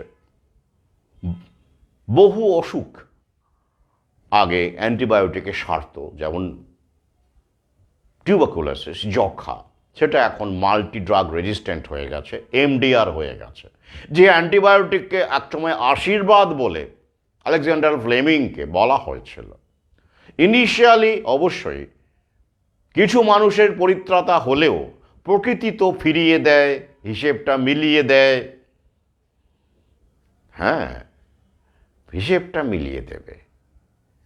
প্রথমে মনে হবে বা এই তো আমি বেঁচে গেলাম, বাহ, কিন্তু আপনার ইমিউন সিস্টেমকে আপনি ডেভেলপ করলেন না, কিছুই করলেন না, শরীরকে সময় দিলেন না, তার আগেই অ্যান্টিবায়োটিক নিয়ে নিলেন, ভাবলেন বাহ আপনি অ্যান্টিবায়োটিক আপনাকে বাঁচিয়ে দিল। হ্যাঁ, কোনো ক্ষেত্রে তো অবশ্যই কাজ করেছে, কোনো সন্দেহ নেই, কিন্তু সেটাই বুমেরাং হয়ে আপনার নাতিপুতিকে শেষ করে দিল। কারণ ওই অসুখটা আরও শক্তিশালী হয়ে সেই ভাইরাসে বলুন, ব্যাকটেরিয়ায় বলুন, প্যাথোজেনই বলুন, সেও তো পাল্টা শক্তি বৃদ্ধি করবে না, করে সেও তো আত্মরক্ষা করবে সেই ভ্যাকসিনের বিরুদ্ধে, ড্রাগের বিরুদ্ধে। সে মিউটেট করতে করতে এমন জায়গায় চলে গেল যে সে আর ওই ওষুধে, ওই অ্যান্টিবায়োটিকে কাজ হবে না। ফার্স্ট লাইন ফেল করে গেল, সেকেন্ড লাইন ফেল করে যাচ্ছে, থার্ড লাইন শেষের দিকে, তো এই রকম হতে থাকবে। তো আপনি বেঁচে গেছিলেন, কিন্তু আপনার তার পরিবর্তে আপনার নাতিপুতি সন্তান সন্ততিটা চলে যাবে, কাজ করবে না। কি বুঝলেন? ব্যালেন্স এক হয়ে গেল তো। প্রকৃতির ভারসাম্য। আমরা শুধু নিজে বাঁচার কথা ভাবি, আগামীর কথা ভাবি না, প্রজন্মের কথা ভাবি না। ভাবলে কি পৃথিবীর এই অবস্থা হয়? হয় না। আসুন একটু পড়ি ভ্যাকসিনের ক্ষেত্রে এটা কিভাবে কাজ করছে। তথ্য পাওয়া গেছে। Prior research has shown that the development of a vaccine against a virus is not always the end of the story. Oftentimes, the virus will evolve to overcome the vaccine. কি বুঝলেন? আগেকার যে গবেষণাগুলো ইতিমধ্যেই প্রকাশিত, সেখানে দেখা গেছে ভ্যাকসিন মানেই সেই ভাইরাসটি অন্তিম অধ্যায় নয়, মানে ভাইরাসটি ভ্যাকসিনের দ্বারা শেষ হয়ে গেল, ব্যাস মুক্ত হয়ে গেল মানব সমাজ, এমন নয়। কি তাহলে? Oftentimes, প্রায় দেখা যাচ্ছে the vaccine will evolve to overcome the virus will evolve to overcome the vaccine.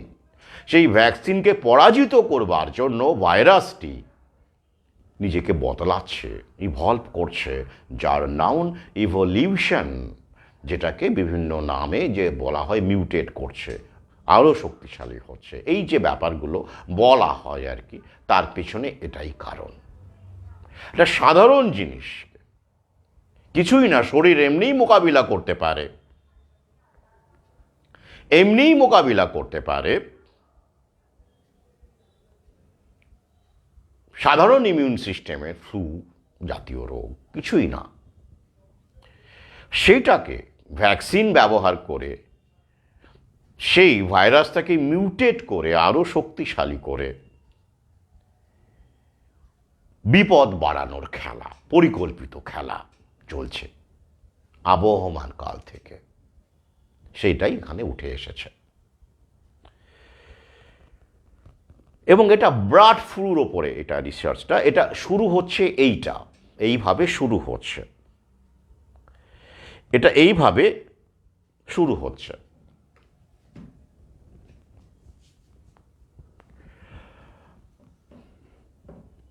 এবার দেখুন, আরেকটা অংশ পড়ে আমি এটা শেষ করব।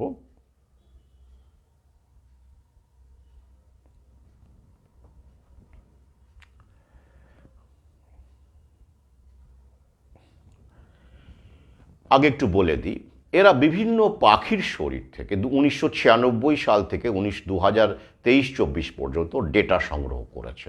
আনভ্যাকসিনেটেড পাখি মানে পোলট্রি, জানেন তো পোলট্রি মুরগিদেরও অনেক দেশে ভ্যাকসিন দেওয়া হয়, আমাদের দেশেও দেওয়া হচ্ছে সর্বত্র না হলেও। খুব সাবধান, যারা মুরগি পালন করেন, যারা পশু পালন করেন, তাদেরকে এই বার্ড ফ্লু ভ্যাকসিন সাবধান, আগে ওদের দেওয়া হবে, দিয়ে ভাইরাসটাকে মিউটেট করানো হবে, করে তারপরে, এখানে বলাই আছে তো, বানিয়ে বলছি না, উপলব্ধি আমার আগে থেকেই ছিল, সেটাকে জাস্টিফাই করার জন্য তথ্যগুলো আপনাদের সামনে রাখছি মাত্র। কি? The researchers note that the viral evolution of hemagglutinin can lead to resistance against vaccines and can sometimes lead to the virus jumping to other species more easily. হেমাগ্লুটিনিনটা কি? ভাইরাস তৈরি করে একটা বিশেষ গ্লাইকোপ্রোটিন, যেটা শরীরের রিসেপ্টরের সঙ্গে বেঁধে থাকতে সাহায্য করে। ভাইরাস তো আমাদের বেঁধে বেঁধে থাকে কোষের সাথে, রিসেপ্টরের সাথে। তো সেইটা স্টাডি করে ওরা এই তথ্যে, এই সিদ্ধান্তে উপনীত হয়েছেন। কি সিদ্ধান্ত? যে ভ্যাকসিন দেওয়া পাখিদের ক্ষেত্রে, শুধু এখানে বার্ড ফ্লু, এবং আগে তো বলেই দিয়েছেন সব ভ্যাকসিনের ক্ষেত্রে এটা প্রযোজ্য, যে ভ্যাকসিন ভাইরাস ইভলভ করে আর কি ভ্যাকসিনের বিরুদ্ধে আত্মরক্ষার কারণে, তারাও তো বাঁচতে চায়, শক্তিশালী হতে চায়। তো কারণে ইভলিউশন হতে হতে সেই ভাইরাসটা মিউটেট করতে করতে অন্য স্পিসিস প্রাণীদের ওপরে ঝাঁপিয়ে পড়ে, অর্থাৎ জুনোটিক রোগের সৃষ্টি হয়। স্ট্যাচুতে জুনোটিক রোগের ওপর আমার একটা বিশেষ আলোচনা আছে। জুনোটিক, এখন যা রোগ আসছে কিন্তু সবই জুনোটিক, মানে জন্তু জানোয়ার ছড়াচ্ছে, যেমন ডেঙ্গু মশা, করোনা হয়েছে চীনের কোন প্রাণী খাবার দাবার থেকে হয়েছে নাকি, বিভিন্ন রকমের বলা হয়, বাদুড় থেকে, ব্যাট থেকে, এসব ওরাই বলে। তো এইখানটায় দেখুন আরও একবার পড়ি, can lead to resistance against vaccines, তার ফলে ভ্যাকসিনে আর কাজ করবে না, ইভলিউশন হয়ে গেল, ভাইরাসটা শক্তিশালী হয়ে গেল, ইভলভ করলো, lead to resistance against vaccines and can sometimes lead to the virus jumping to other species more easily. তার ফলে মানুষের শরীরেও সে সংক্রমণ ঘটাতে পারে। আগে পারত না। কেন পারত না? ওটা তো ওই রকম ছিল না, ওটা তো ভ্যাকসিনের বিরুদ্ধে লড়াই করতে করতে, রেজিস্ট্যান্স ডেভেলপ করতে করতে করতে করতে তার পরিবর্তন ঘটিয়েছে, মিউটেট করেছে। তার ফলে সে অন্য স্পিসিসের মধ্যে, যেমন মানুষের মধ্যেও হতে পারে, ছড়াতে পারে।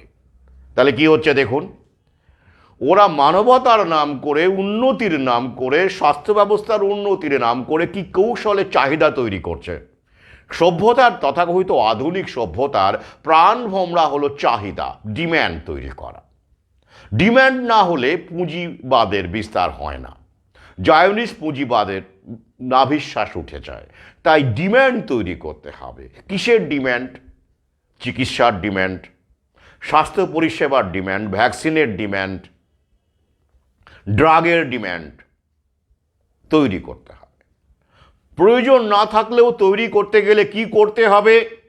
যে ভাইরাসটা একদমই ইনোসেন্ট, যার ক্ষতি করার ক্ষমতা নেই, বা দু একটা মুরগি বা কয়েকশো মুরগি হয়তো মারা গেল, আমরা দেখেছি রানীক্ষেত রোগ হতো, তাতে করে কখনোই সমস্যা হয়নি, প্রকৃতির একটা নিয়ম হতো, কিছু মুরগি বেঁচে যেত, তারা আবার বংশ বিস্তার করত।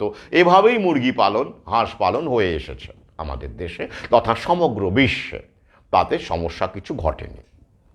এবার ওরা বললো কি, আমরা চাই তোমাদের পশু পাখি খুব ভালো থাকুক, দারুণ থাকুক, রুজি রোজগার ভালো হোক, আর রোগ হবে না, আর রোগ হবে না, একেবারে দারুণ দুর্দান্ত ডিম দেবে, ঘোড়ার ডিম দেবে আর কি। ব্যাস, পশুপালক ভাবলেন, গৃহস্থ ভাবলেন, বাহ বাহ, রোগ তো হয়, মারা তো যায়, হ্যাঁ তাই তো, এবার একটাও মরবে না, এই মনে করে দেওয়া শুরু করলেন। তাতে করে আটকে গেল না। ওই যে ওরা বলে কোনো ভ্যাকসিনই 100% হয় না, কি হসপিটালাইজেশন আটকাতে পারে এরকম, মানে ভ্যাকসিন নিলেই যে করোনা হবে না তার কোনো মানে নেই, উল্টে বেড়ে গেছে আর কি। অর্থাৎ পশু পাখির অবস্থা আরও খারাপ হলো।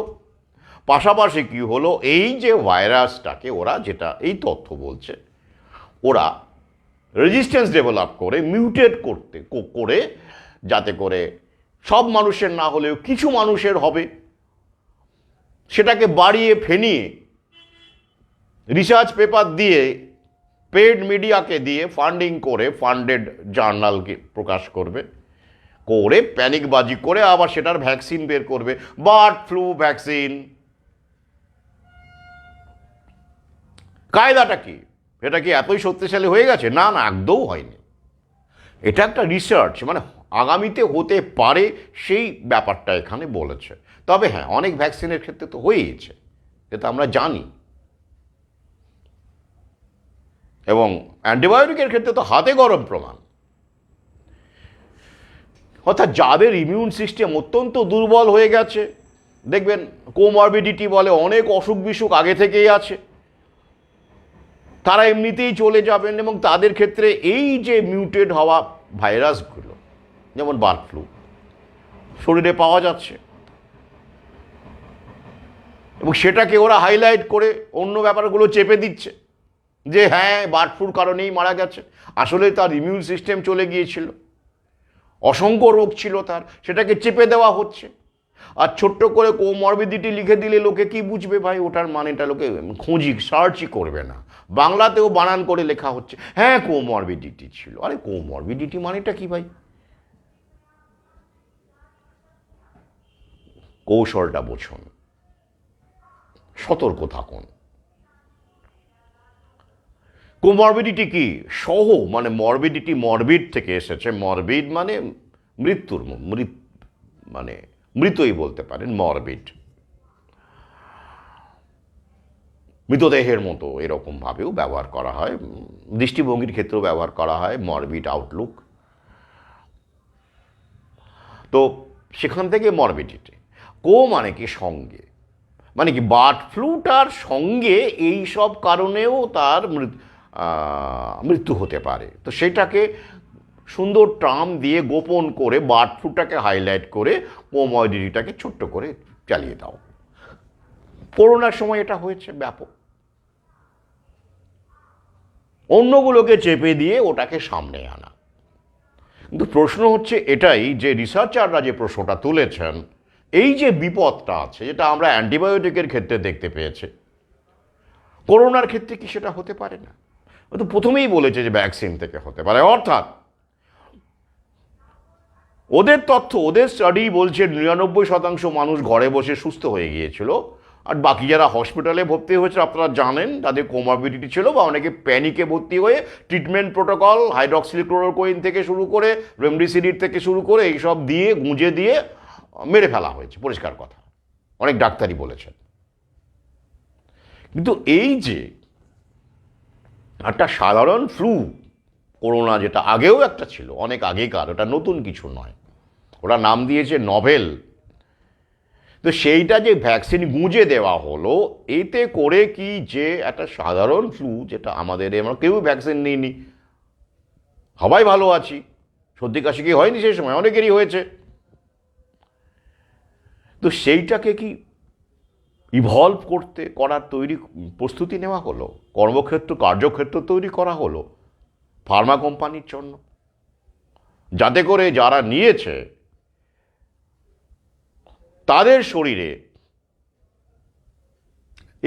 এডির কথা তো আগেই বলেছে, অ্যান্টিবডি ডিপেন্ডেন্ট এনহ্যান্সমেন্ট, আজকে সেখানে গেলাম না, ওটা তো আর এক বিপদ, সেটা নিয়েও লুক মন্তেগনিয়ার বলেছিলেন। কিন্তু এইটা আর এক বিপদ, মানে কত বিপদ, চারদিকে বিপদ।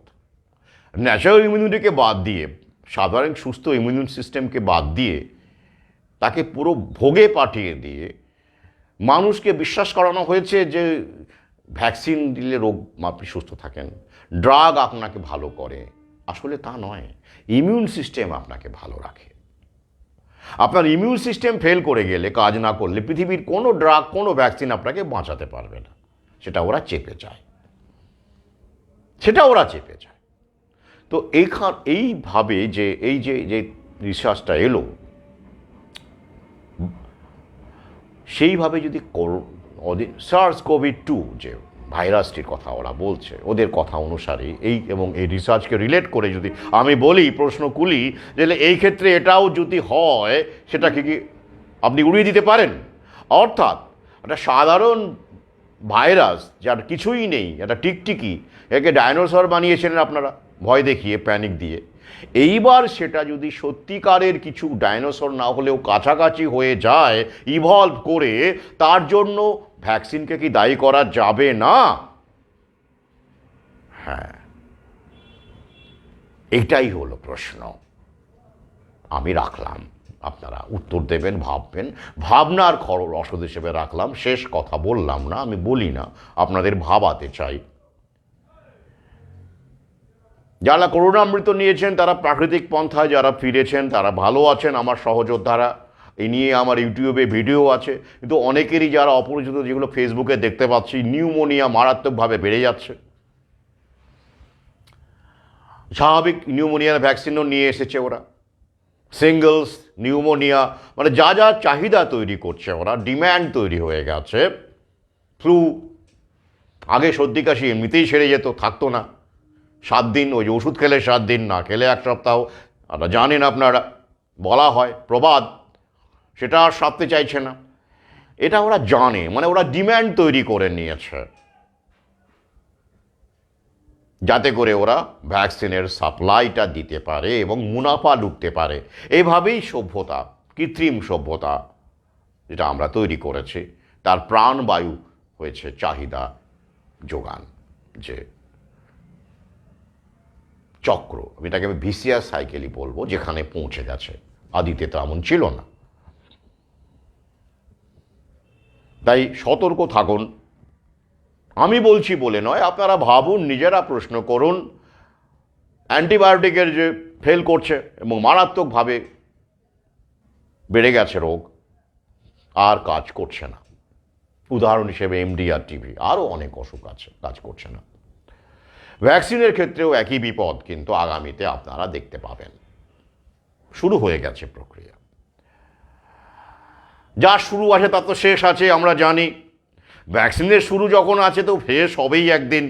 আমরাই সেই শেষ করে দেওয়ার লক্ষ্যে এগিয়ে চলেছে। আমি বিশ্বাস করি একদিন মানুষ উপলব্ধি করবে, আমাদের সংখ্যা বাড়বে, প্রাকৃতিক শক্তির উপর বিশ্বাস রাখবে। শরীরের প্রধান রক্ষাকর্তা, একমাত্র রক্ষাকর্তা ইমিউন সিস্টেম। ঠিকঠাক খাদ্য গ্রহণ, ব্যায়াম, শরীর চর্চা, মানে কি আপনাকে জিমে যেতে হবে না, শারীরিক পরিশ্রম আপনি বাড়িতেও ঘর মুছেও করতে পারেন, গ্রামে গঞ্জে থাকলে সাঁতার কেটেও করতে পারেন।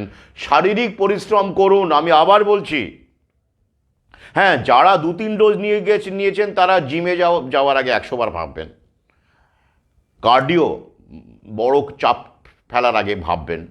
কিন্তু যারা নেননি এবং যারা প্রাকৃতিক পন্থায় ফিরে এসেছেন, তারা লাইট এক্সারসাইজ প্রতিদিনই করুন, হেভি করার দরকার নেই। আমি বারবার করে বলি, আপনি যদি ব্যায়াম করেন, প্রতিদিন হয়তো করতে পারলে না, একদিন বাদ গেল, কিন্তু সপ্তাহে 3-4 দিন অন্তত করুন। প্রতিদিন করতে পারলে তো খুব ভালো, 1 ঘন্টা করুন। এর যে কত বড় বেনিফিট, অকল্পনীয়।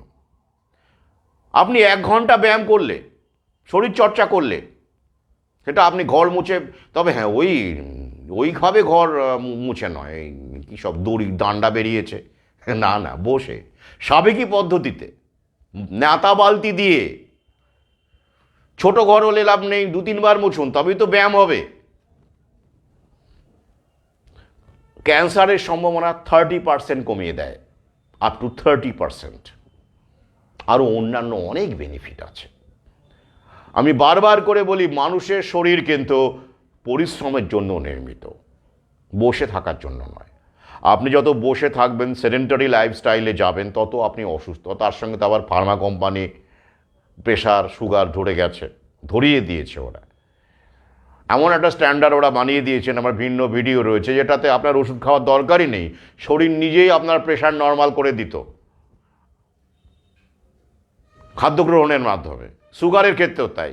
আপনি সেটা না করে ফার্মা কোম্পানির চক্করে পড়ে গেলেন, ওষুধ খাওয়া শুরু করলেন, আর একবার শুরু করলেন তো মুশকিল। হ্যাঁ, তারপরেও করা যায়, সময় লাগে। ওই যে সময়ের 1 ফোর, অসময়ের 10 four, a stitch in time saves 9। কিন্তু যেটা প্রথমে সহজেই হতো সেটা কঠিন হয়ে যায়, জটিল হয়ে যায়। তাই বারবার বলবো, ফার্মা কোম্পানি পরিহার করুন। এ নিয়ে বহুবার বলেছি। প্রতিদিন কিছুক্ষণ শারীরিক, অন্তত আধ ঘন্টা, 1 ঘন্টা হলে খুবই ভালো, শারীরিক পরিশ্রম করুন। যে কোনোভাবেই হোক, সাঁতার কেটে হোক, ঘর মুছে হোক, স্কিপিং করে হোক, করুন। ভালো থাকবেন, সুস্থ থাকবেন। আজ এই পর্যন্তই, আর আমি বাড়াচ্ছি না। আপনাদের আবার কলকাতা বইমেলায় স্বাগত জানিয়ে আজকের ভিডিও শেষ করব। অবশ্য তার আগে আরও একটি গুরুত্বপূর্ণ বিষয় নিয়ে আমি আগামী মঙ্গলবারে লাইভ হতে পারি, অর্থাৎ পরশুদিন। ততদিন পর্যন্ত, মানে সেই সময় পর্যন্ত আপনাদের শুভরাত্রি জানাই। অকপটে প্রশ্ন করুন, মেসেজ করুন, হোয়াটসঅ্যাপ করুন। সচেতনতা চালিয়ে যান, অনলাইনে অফলাইনে সাধ্যমতো। আজ এই পর্যন্তই, শুভরাত্রি।